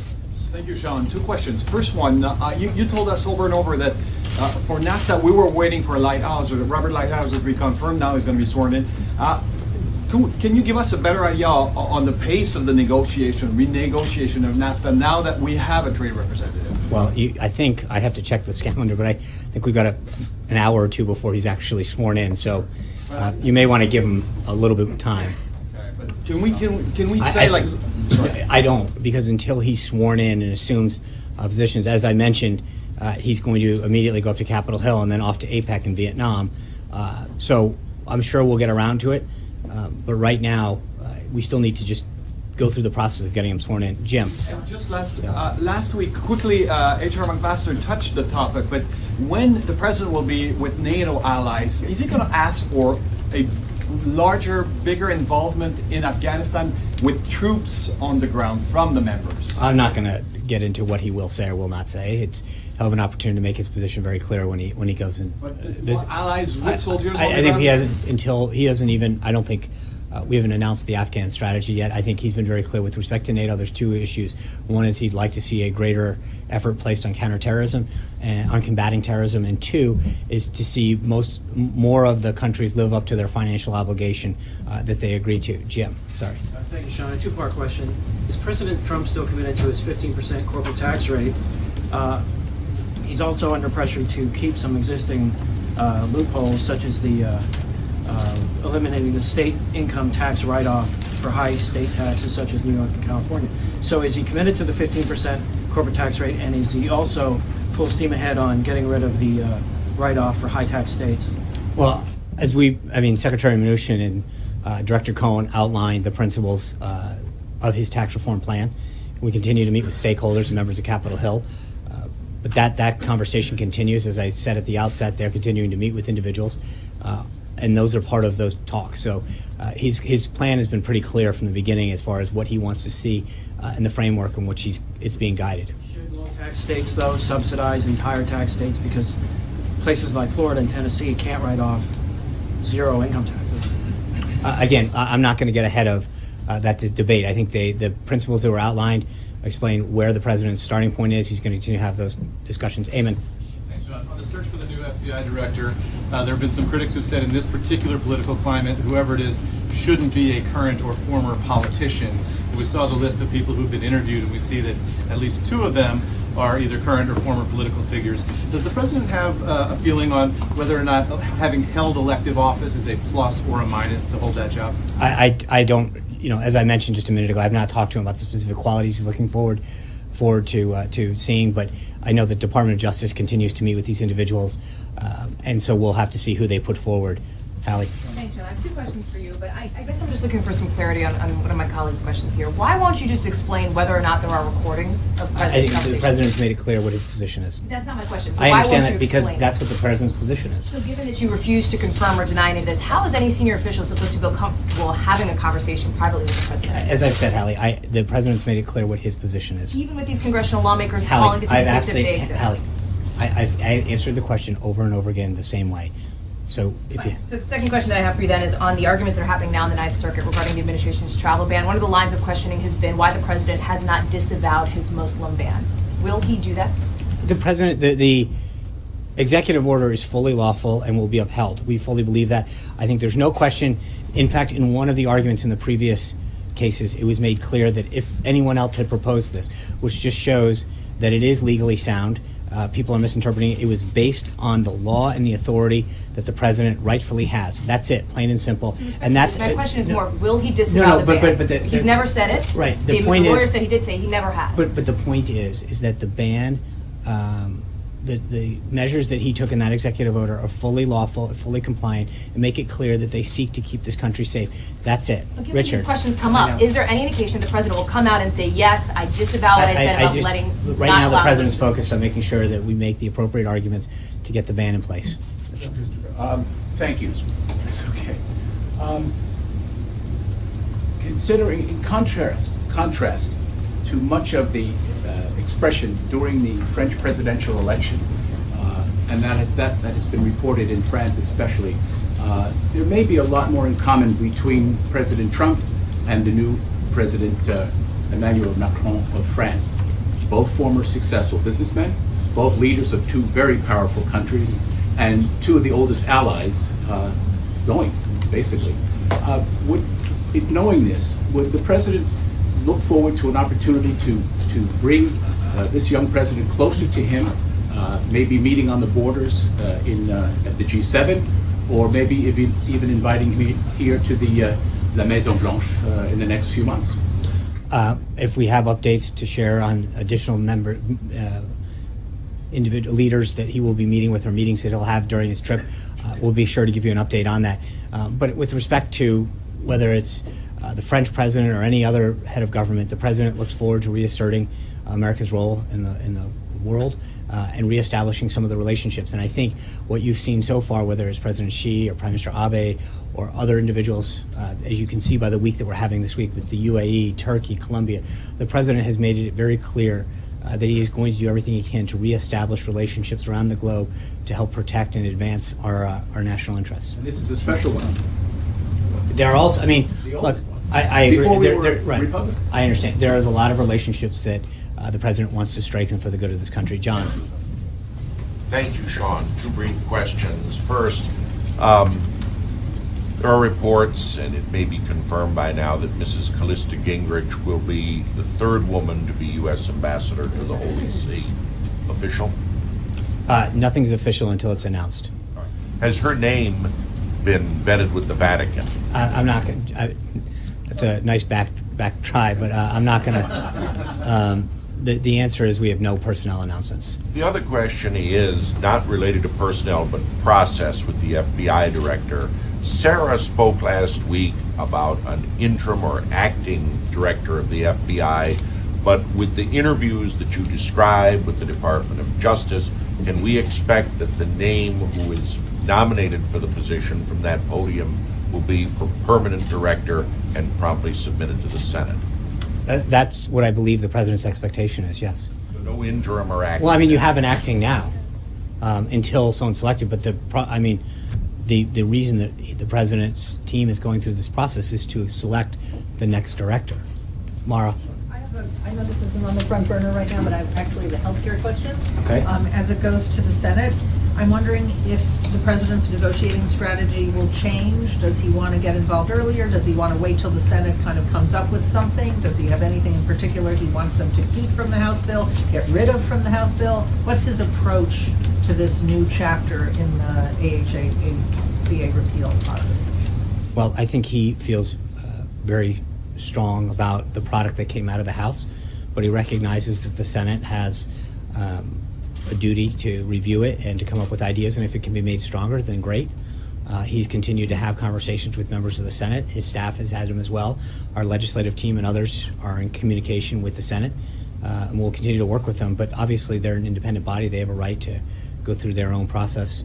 But if we can make the bill stronger in any particular way, that's something that he'll support. But he kind of came in at the end to kind of close the deal in the House. Does he want to get involved more in the earlier stages of the process in the Senate, or just stick with the same negotiating strategy? I think that the team has been intricately involved in the process for quite some time, and the president, by several accounts, was involved in a way that people hadn't seen on Capitol Hill in a long, long time. Jill. Two things. Just going back to the FBI director search, should we expect the president to begin interviewing personally the short list before he leaves on the trip? I think that's going to be driven by the Department of Justice. And as soon as the Department of Justice has a recommendation for the president, then we'll move on. But at this time, there's no update on where that is. And then I want to go back to you started off with Syria there. The State Department today, of course, announced that the Syrian government has apparently been carrying out mass killings, burning thousands of prisoners. I'm wondering if that crosses any kind of red line for the president, and whether we should expect to see any kind of military response to that. Well, the president's always been clear that he's not going to telegraph actions that he takes. So that's number one. Number two is I think what was important about what the State Department did today was to really enumerate the atrocities and the human rights violations that have been committed, and then further ask the world community to join with us to put pressure on Syria. Should we expect any direct action by the president? I don't think the president's made clear over and over again that he doesn't telegraph his actions. He's going to be continuing to raise this issue, but when he's ready to act, he'll let everyone know. Jen? When it comes to vetting for the FBI director, after the experience with Michael Flynn, is the White House recommending doing anything differently with vetting the FBI director? Are you already doing something different with that vetting? I'm not going to get into internal processes that exist, but obviously, you'd have the full resources of the FBI. So I'm not going to get into how that process is handled. I'm not going to get into the processes of how that's being done. Sean? Yeah. Okay. Two questions. One to follow up on Hallie's question. How has the president made it clear what his position is on the report? I've answered that several times. How has he made it clear? All I've seen is the tweet. Right. So that's his position. He said that he has nothing further to add. Okay, but he had tapes and quotes. I understand. Okay, I just wanted There's to get nothing a further to clarification add on on it. My second question is, has he made any other inquiries about the Russia investigation to any other FBI officials? I haven't asked him about that, but I'm not aware of anything. Okay, and one small follow-up. Last week you said you would get back to us on who requested the dinner between him and Comey. I apologize. I will follow up on that today. I think one of the things that's important with respect to that, just to clear something up, I think that there was clearly bipartisan support that Jim Comey wasn't up to the job. The president has every right to fire a person because he believed Director Comey lacked the judgment and the decision-making skills and wasn't up to the job. The president's reaction to this, to what his position has been completely misrepresented. If you think about what he said to NBC News, he said, one, he didn't care that this action would make matters worse for him, that it, quote, might even lengthen out the investigation because he would take action against Jim Comey in firing him. He said that he wants the investigation to be done, quote, absolutely properly. And he said that he might even confuse some people that he would take this action knowing it would make matters worse for him. The actions that he took, he knew could be detrimental to himself. But none of those things mattered because the president had to do the right thing for the American people because he believes that Jim Comey was the wrong man for that position. And I think that we've got to be very clear as to the reason that the president took the actions that he did. He knew that what he did could be detrimental to himself. It could lengthen the investigation. But he knew it was the right thing for the country, the right thing for the FBI, and the right thing to get to the bottom of this. Why did you believe Comey was the wrong person for the American people? Because he didn't have the leadership skills necessary to lead that institution. And as he said in the statement at the time, the FBI is the crown jewel of law enforcement, and they deserve a leader that can properly lead the institution. Thank you guys very much. I'll see you tomorrow. Thank you. Give us the special prosecutor. He wants to do the right thing.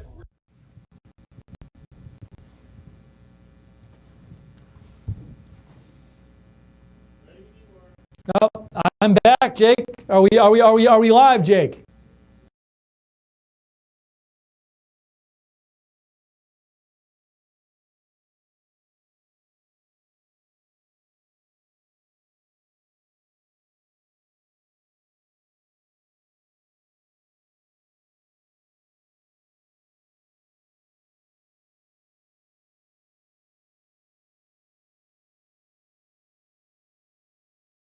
We are back. That was the White House press briefing with Sean Spicer. This is the post show for the White House press briefing. I am Steve Lookner. We're at Right Side Studios in Auburn, Alabama. Would love to take your questions, your comments. What did you think about the press briefing? Actually, there were a bunch of topics covered today in the briefing, and we are going to talk about them here on the post show. So if you want to write in and give your comments, at Lookner, at Lookner. You can find me on Twitter there, or you can email me at steve.lookner@rsbn.tv. A bunch of you sent in messages. I don't know if it was a bunch, but I know some of you sent in messages during the briefing I want to get to. Actually, I remember a couple people sent me emails. That's what I wanted to look at first. So Greg, you had a comment about cyber attacks, and this was something. The first part of the briefing was, I believe it's Tom Bossert, who is he's an advisor on issues of a Homeland Security advisor that specializes in cybersecurity, and you know what I'm going to do? I want to see what is his exact title, Tom Bossert. Let me give you his exact title.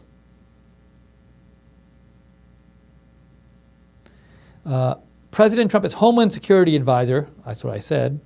But I know he focuses on cyber issues. And he came out and he gave an update about what's going on with the ransomware attack. He said it had affected, I believe, over 150 countries and over 300,000 computers. Was that the number he gave? I wrote that down, which was quite a big number. He said over 150 countries and over 350,000 machines globally. And Greg, you wrote in with a comment on the cyber attack that I want to read, and you said, Greg, where'd your email go? There it is. I've watched real-time attack maps, and the vast majority have been against Russia. The vast majority have been against Russia, Ukraine, and China, with some in the UK and a few in the US. A few others have been scattered across the globe. It is rather interesting to see the countries most hit. Could this actually be an NSA or related cyber attack against cyber enemies? Since the code was released, it can easily be blamed on a criminal event. I guess when it comes to cyber attacks, Greg, I mean, I don't know for sure, but my understanding is that countries like the U.S., I mean, I think for most countries, but especially I can speak for the U.S., they've tended to not want to use their cyber weapons unless it's an extreme case where they feel like they have to. You don't want to set a precedent for using them. So there still is this kind of thing where it's like this. It's sort of taboo to use cyber weapons right now for states to use them. That's the reason. That's one of the reasons why. So this Stuxnet virus, that was the virus that reportedly Israel and the U.S. developed to attack Iranian centrifuges several years ago and attack the Iranian nuclear program. Israel and the U.S. have to this day never formally admitted creating that virus and using it. And part of that is that a big part of that is that they don't want to be seen as a state that uses these weapons because they don't want to normalize the use of these weapons. So it's a big deal if a state uses one of these weapons, and states like the U.S. don't want to be seen as making it normal to do so. Another thing is you don't want to let your enemies have the capability, know what capability you have. So for something like this, it would just, I have a hard time believing that this attack was the work of a state actor, just because it's not so significant. It's like the benefit the state would get, to me, wouldn't be worth the cost in just doing an attack and having this and working towards normalizing these attacks. Also, it wouldn't be the cost in letting other countries see what you had in your arsenal. So I just think if there's going to be some kind of state cyber attack, it's a big deal to do it. So you got to get a huge benefit from doing it. And I'm not sure what the benefit would be here. This seems to have affected like a lot of random computers and asking for ransom. And I certainly don't think the United States would, it's not worth it to them. The cost is not worth the benefit of getting people to donate $300 or give them $300. So that's my thought on this attack. But look, that's just my thought. I appreciate the question, Greg. Okay. We have a message from Steezus. And I also want to say you can call in today as well. 202-470-0049 is the number. 202-470-0049. Give us your thoughts on anything that was talked about during the press briefing, what you thought of the briefing, what your opinions are of any of the stories that came up, any of the issues that came up. We'd love to hear from you. Steezus writes in, what are your thoughts on the travel ban hearings? Do you think it seems they will go in favor of the Don? So I don't know enough about the Ninth Circuit Court judges who are hearing this. I will say this. I have to go back and see, is the case they're hearing in the Ninth Circuit Court today, is the ruling there? The Ninth Circuit Court is an appeals court. If the ruling that's being appealed is the Hawaiian judge's ruling, I personally was not on board with the Hawaiian judge's ruling, because as I read the Hawaiian judge's ruling, what the Hawaiian judge said is, well, the heart of the Hawaiian judge's ruling against the travel ban was that the travel ban executive order was actually a secretly targeted against Muslims order. It was not an order that on the face of it was targeted against Muslims, but secretly it was designed to be targeted against Muslims. And I think that I don't think courts should be making that decision if there's no evidence to that they have. So it's not like, they'll say they have evidence, but I didn't think the evidence was sufficient to make that determination. It'd be one thing if they had tapes of a White House meeting where everybody in the meeting was going like, here's what we're going to do. We hate Muslims, but we can't pass an overt Muslim ban, so we're going to do this version of the executive order, and it'll really be a Muslim ban.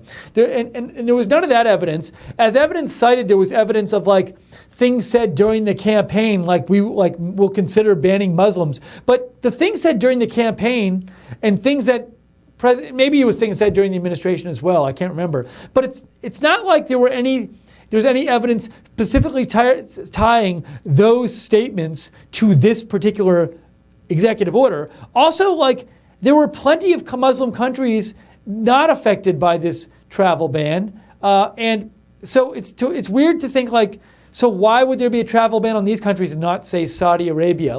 It's a giant stretch to me to say this is a covert Muslim ban. It actually, to me, sounds kind of like a conspiracy theory. And if you're going to strike down this executive order because you say it's a secret Muslim ban, you better have really good evidence that this specific executive order really is a secret Muslim ban. And I haven't seen that evidence, and I didn't see the evidence in what was quoted by the Hawaiian judge. And to me, in these cases, the benefit of the doubt needs to go with the president. I don't care who the president is. If you're a court and you're going to say, well, this executive order is secretly this, and you're going to use that kind of argument to strike down an executive order, you better have really good, compelling, convincing evidence. Because if you don't, the benefit of the doubt should go to the president. And I just haven't seen that evidence put forth that this was a secret Muslim ban.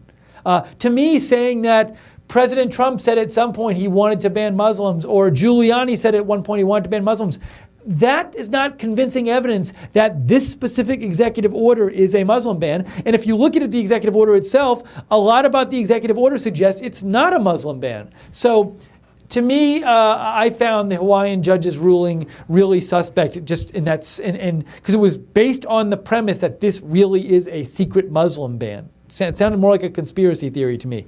Now, as to whether this this appeals court will overturn the judge's ruling, I don't know enough about the judges on that appeals court. And I do know the Ninth Circuit really is a liberal-leaning court in the sense of they often come up with judgments that are much more pleasing to liberals than conservatives. But I do think if this were to go to the Supreme Court, if it doesn't get overturned by the Circuit Court, there's a decent chance it would get overturned by the Supreme Court. So that's my thought on that, Steezus. Cal Teichman writes in, I give 2 thumbs up for Spicer. He stood his ground with these spoiled self-entitlement press brats, and they seemed humbled. So you, Cal, liked Sean Spicer's performance today. Sorry, I just want to fix my clip here in the back of my earpiece. That's better. Something is tugging here on me, but I'm going to leave it right now. Oh, I see what's happening. I'll fix that later. Okay. So we're here. It's the post show for the Sean Spicer press briefing. We're reading your comments and we're taking your calls if you'd like to call in. You can write in at Lookner on Twitter or steve.lookner@rsbn.tv. Email. The information's on your screen. And you can also call in 202-470-0049. Big thank you to the moderators for moderating today. Also, thank you to people who've donated so far. If you enjoy our coverage and like that we do a pre-show and a post-show for the briefings, and you like that we cover breaking news in a different way than the mainstream media, and we cover the President Trump rallies, and we interview people at the rallies, and we show you all the speeches, please consider donating. We rely on your donations to stay on the air. We can't stay on the air without them. Even a small donation is really appreciated. If you'd like to donate, go to rsbn.tv/donate, rsbn.tv/donate, or you can click on the dollar sign at the bottom of the YouTube chat room. Laurel Catherine writes in, what's your thought on if today was changed in tone? Like that Sean seemed to take mainstream media by scruff of neck. Did you think he increased outlets given questions? Laurel Catherine, good question. So I will say, I certainly thought there was a change in the general tone in the sense of there were more questions asked about diverse topics. And I didn't think that was entirely a result of the media. I saw some outlets, like the first question went to an Asian man, which I think may have been from China because he asked a question related to China. Now, maybe he wasn't from China. But I don't see him usually get to ask a question before. There was also somebody who asked a question about Macron in France, who I don't know who that was, but he doesn't normally, at least in my experience, ask questions all the time. I don't know if he was from France. But at the same time, even the reporters who generally ask questions, I do feel like there was at least questions on topics like that. They weren't all on Comey. So I thought it was a little less laser focused on like the tabloid topics, as I call them. Now, as to whether that was due to Spicer or not, I don't know.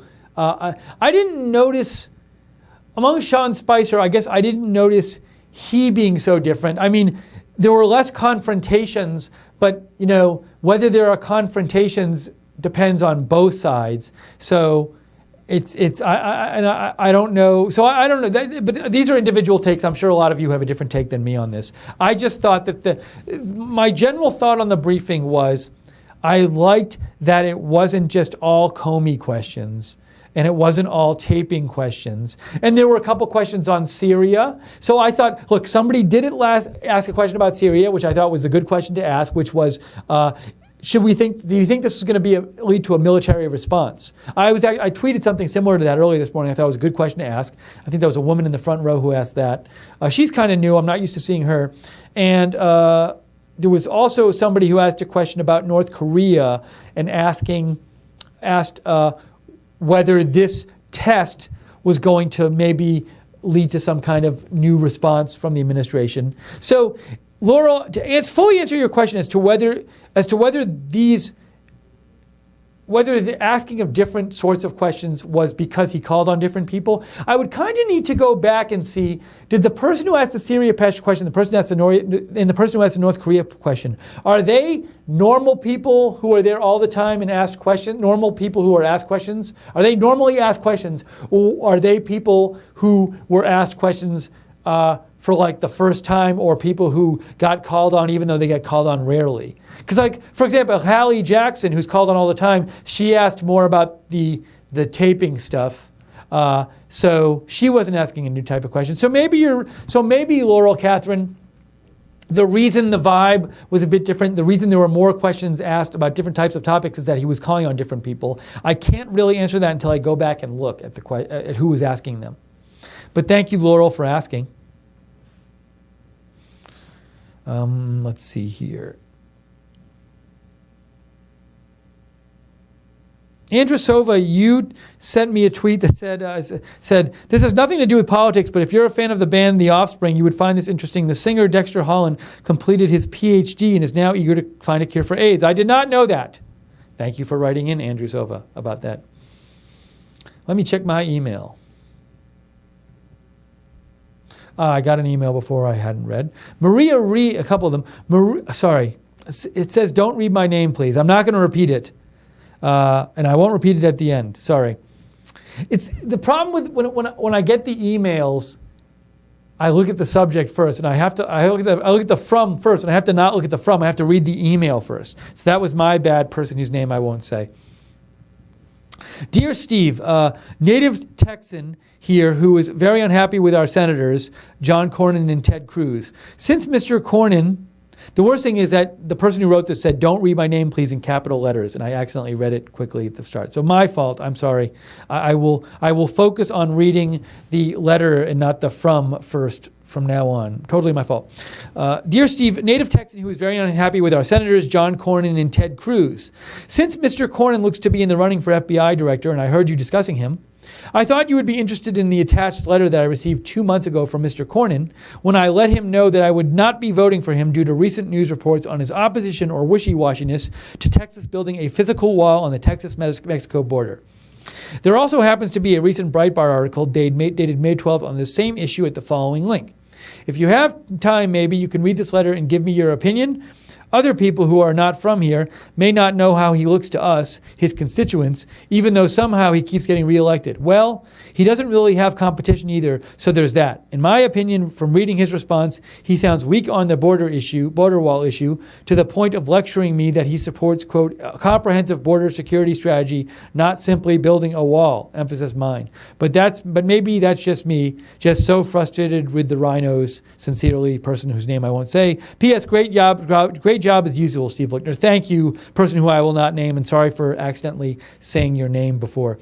So the letter's a bit long, so I'm not going to read it now. I'll look at it later. But basically your point, person who wrote in, is that you want people out there to know that Senator Cornyn, who looks like he might be in the running for FBI director, even though that he keeps winning, he's elected in, you say keeps winning in Texas, there are a lot of people in Texas, Republicans, who don't support him because you think he's a rhino, Republican in name only, and you think he's not strong enough on building the border wall. So thank you for writing that in. I personally don't know enough about John Cornyn, so I'll have to do some more research. Let me go back, because I think Greg sent us an email. And John Dubs. Greg writes in, Greg Jackson, I don't know why the government does use evidence from numerous European countries that show these migrants are coming committing untold amount of crimes. I think you meant, I don't know why the government does not use evidence. So it sounds to me like, Greg, your point is that you believe the European countries have evidence that migrants are committing crimes and that our government should use evidence or cite evidence about that or talk about that evidence more. I'm just trying to get clear on your point. Thank you, Greg, for writing in. John Dubbs writes in, "Hi, Steve, could you give me a little background on RSBN, such as how it started, how long it has been around, and how long you and Jake have been there?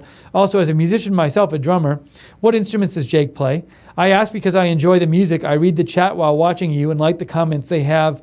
Does this qualify as multitasking?" Yeah, I think that's a good kind of multitasking if you read the chat and watch our video at the same time. I'm all for that, John Dubbs. So, really brief summary of how RSBN began. It began when Joe Seals saw that President Trump was doing rallies during the campaign and he couldn't find them covered anywhere. And he thought, you know what would be great? It would be great if somebody covered the rallies and covered the whole rallies and didn't just show 2-minute sound bites of them on the news. So Joe said, I'm going to do that. And he started sending to the cameras to the rallies and covering them, covering the whole rally, not just sound bites. And Jake, his brother, soon came on and helped out Joe do all of this. And a couple other people came on as well. So they started broadcasting all the rallies, sometimes as many as like 5 a day. Did that throughout the campaign. And then they made some money broadcasting these rallies because no one was covering them. And they got a lot of YouTube viewers. Over a couple 100 million people watched these rallies on YouTube. And certainly it's possible that that had some sort of effect on the election in key states because so many people watched President Trump's rallies on YouTube where they couldn't get them anywhere else. And then Joe, he had some money from this and he said, well, I have money and I could just take the money, but he thought a better use of the money was trying to start a network because there were all these people who subscribed to Right Side, and Joe thought there was a real need for a news network that's a new news network besides what the major news networks on TV and what you saw on the internet. He thought he could do something different that people would like. So he started a news network that would be honest with people and not preach at people and just give people the real news and let people decide for themselves what to think. And he took the money he'd made from the rallies and started the news network. So that's how it got started. And as to Jake's instruments, Jake, I don't even know how many instruments you play. Could you tell John Dubbs how many instruments you play? Well, I play primarily, I'm actually a bass player first. Most people think guitar, but I'm actually a bass player first. So bass player, guitar player. I play keys as well. I'm not great at it or anything like that, more of a synthesizer kind of thing. I play a little bit of percussion, but I don't do any of that in my recordings. That's all programmed drums. That will change, I think, with this next album. I also play a couple of obscure instruments as well that you don't see very often. I pick a little bit of the banjo, insert joke here. And I also play a handcrafted instrument called the wamola, which is basically a kind of a modified wash tub bass. I used to have one. I don't have one now, but I'm going to build another one soon. They're pretty cool. You can go look them up. But yes, that is the extent of my musical abilities. It's called a wamola? Yes, WHAMOLA. If you build one, you should do a concert on Right Side of the wamola concert. It will be the shortest concert in the history of mankind. Can you learn to play American Dreamer on the wamola? Absolutely not. Oh, that's sad. Well, anyways, but yeah, Jake is a very talented musician. And I think, Jake, when you do the drum music for your songs, when you program the drums, that's sort of like playing an instrument because you're programming the instrument. If that's the case, then everybody that's doing pop music right now well, is... I know. There's that whole thing. Okay, so thank you, John Dubbs, for the question. Glad you enjoyed Jake's music. I enjoyed too. Okay, this is the post show for the Sean Spicer Briefing. We're taking your comments. We're taking your questions. Calls, if you'd like to call in, feel free to call. We're going to be on a few more minutes here, so if you'd like to contact me, write me on Twitter at Lookner, Lookner. You can comment on the briefing itself or any of the issues that came up during the briefing. Or you can email me, steve.lookner@rsbn.tv, or you can call in 202-470-0049. I want to check. I actually haven't talked about some of the things Sean Spicer said during the briefing, some more specifics. So there were a bunch of questions about President Trump's comment that there might be James Comey tapes. James Comey's conversations at the White House might have been taped. And Sean Spicer he's sticking to what he did on Friday, and he's just saying the president has made his position clear on that. So he is not in any way, shape, or form giving further answers to those questions. Whenever you ask about the tapes in the briefing, all you're going to hear is Sean Spicer say, the president has made his condition clear on that. Made his position clear on that. Sean Spicer said there's no need for a special prosecutor. He said, also talked about Syria, and he said, Syria will never be stable and secure as long as Assad is in power. So what that's not saying is we're going to work to take Assad out and get Assad out of power. It's just saying we want Assad not to be in power. Those are two different things. He was asked if people should pay the ransom for the ransomware, and Sean Spicer said people should take steps in advance and use the patch. Prevention is the key that we're stressing. So I guess there are several patches out that people can install to, depending on what machine they have and what software they have, to stop the ransomware. And Sean Spicer and Tom Bossert recommended they install the patch. Ask if the president. Sean Spicer was asked if the president. Sorry, that was a repeat. Sean Spicer was asked if the president would consider Merrick Garland for FBI director, and he said the Department of Justice is conducting the search and will present us with names. He said that a couple times. I thought that was quite interesting. He said that the DOJ are the ones conducting the search. So when he was asked about with the president, what about this candidate? Would the president want this candidate, or what's the thoughts on a specific candidate? He would repeatedly say. Sean Spicer repeatedly said, the DOJ, the Department of Justice, they're conducting the interviews and they'll present us with some names. Now, I thought that was interesting because it's like, is it really true the Department of Justice hasn't talked to President Trump at all about this? Because President Trump does have to be the one that nominates the person. So you'd think that Department of Justice and President Trump would talk some about this. So I don't know. Maybe there was, was there really no communication? I would think there'd be some communication before they go out and do their interviews. So, I'm wondering, don't know though. Maybe you think differently. It seemed to be more efficient if they talked to him before doing their interviews. Oh yeah, so, I want to repeat again that we are taking calls. So if you'd like to call in, 202-470-0049 is the number, and you can talk about any of the issues we've talked about. Or any other issues. What do you think about the North Korea test? What do you think about who should be the next FBI director? Feel free to give us your opinion. Were you a victim of this ransomware? Let us know. Fortunately, nobody personally I know has been a victim of this ransomware. Maybe this means that the people I know disproportionately update their software. Okay, let me check. Yeah, but Steve, you use Windows 98, so Windows. My operating system is so old that even the ransomware hackers couldn't program ransomware to operate on it. I want to just do a quick check. Well, I have this little tidbit, which you'll love. On the Senate floor, Schumer has said, according to Jamie Dupree, Chuck Schumer said, the president should turn over any tapes of conversations with Comey. There you go.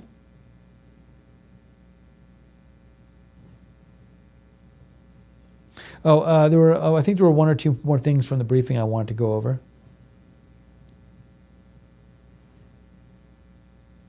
Oh, President Trump was asked about the oral arguments about the executive order going on now in the Ninth Circuit Court. President Trump. Sean Spicer was asked about it, and Sean Spicer said the executive order is fully lawful and will be upheld. He was confident of that. Okay, so that's basically what Sean Spicer talked about today. I'm going to do a last check here to see if there are any more messages from people. And we're going to stay on the air just a couple more minutes here. And just a look ahead to this week. So this week we have the Spicer briefings, which I believe will be every day, and we'll be covering those. Any kind of breaking news we will cover for you. To be alerted whenever we go on the air live with a video, you should subscribe to us on YouTube. So go to YouTube, hit Right Side Broadcasting, subscribe, and then hit the notifications bell, and that will let you hear whenever we're going live with a video. Also, if you want to know what's going on with the Right Side, you can also follow us on Twitter at RSB Network. We tweet out when we're going to post a video about something, and or we're going to go live with breaking news. So follow us on Twitter. I'm on Twitter at @Lookner if you want to follow me there, at LOOKNER. And Jake Seals is on Twitter at JacobRSBNmusic. Speaking of, a teachable woman in the chat room donated $10 and said, "Thanks, Steve, and awesome mods. RSBN is the best." I should point out they did that earlier, and I just happened to miss it, so I just found it. Thank you so much, a teachable woman. Very much appreciate your donations. That's really cool of you. As I constantly say, because it's true, your donations are why we can stay on the air. We are viewer supported. Without your support, we couldn't be on the air. So we really appreciate the donations of any amount. And you can donate by going to rsbn.tv/donate, or you can go to the chat room in YouTube and click the $sign at the bottom of the chat room and donate that way. Or you can donate and get cool, free Right Side stuff in return. Just if you want to see how that works, go to www.patreon.com/RSBN, and Patreon is Patreon.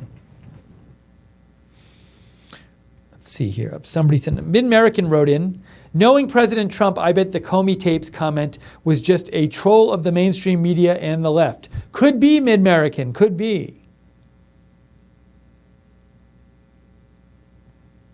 Sightless Seer wrote in, what are your thoughts on the white and gray hat hackers who hack into systems to check security flaws and outline them for the public or the company to be aware to patch the security even without permission? So I'm not aware of these specific people, these white and gray hat hackers. But, that's a complex issue. If people hack into, say, Microsoft's computers, and they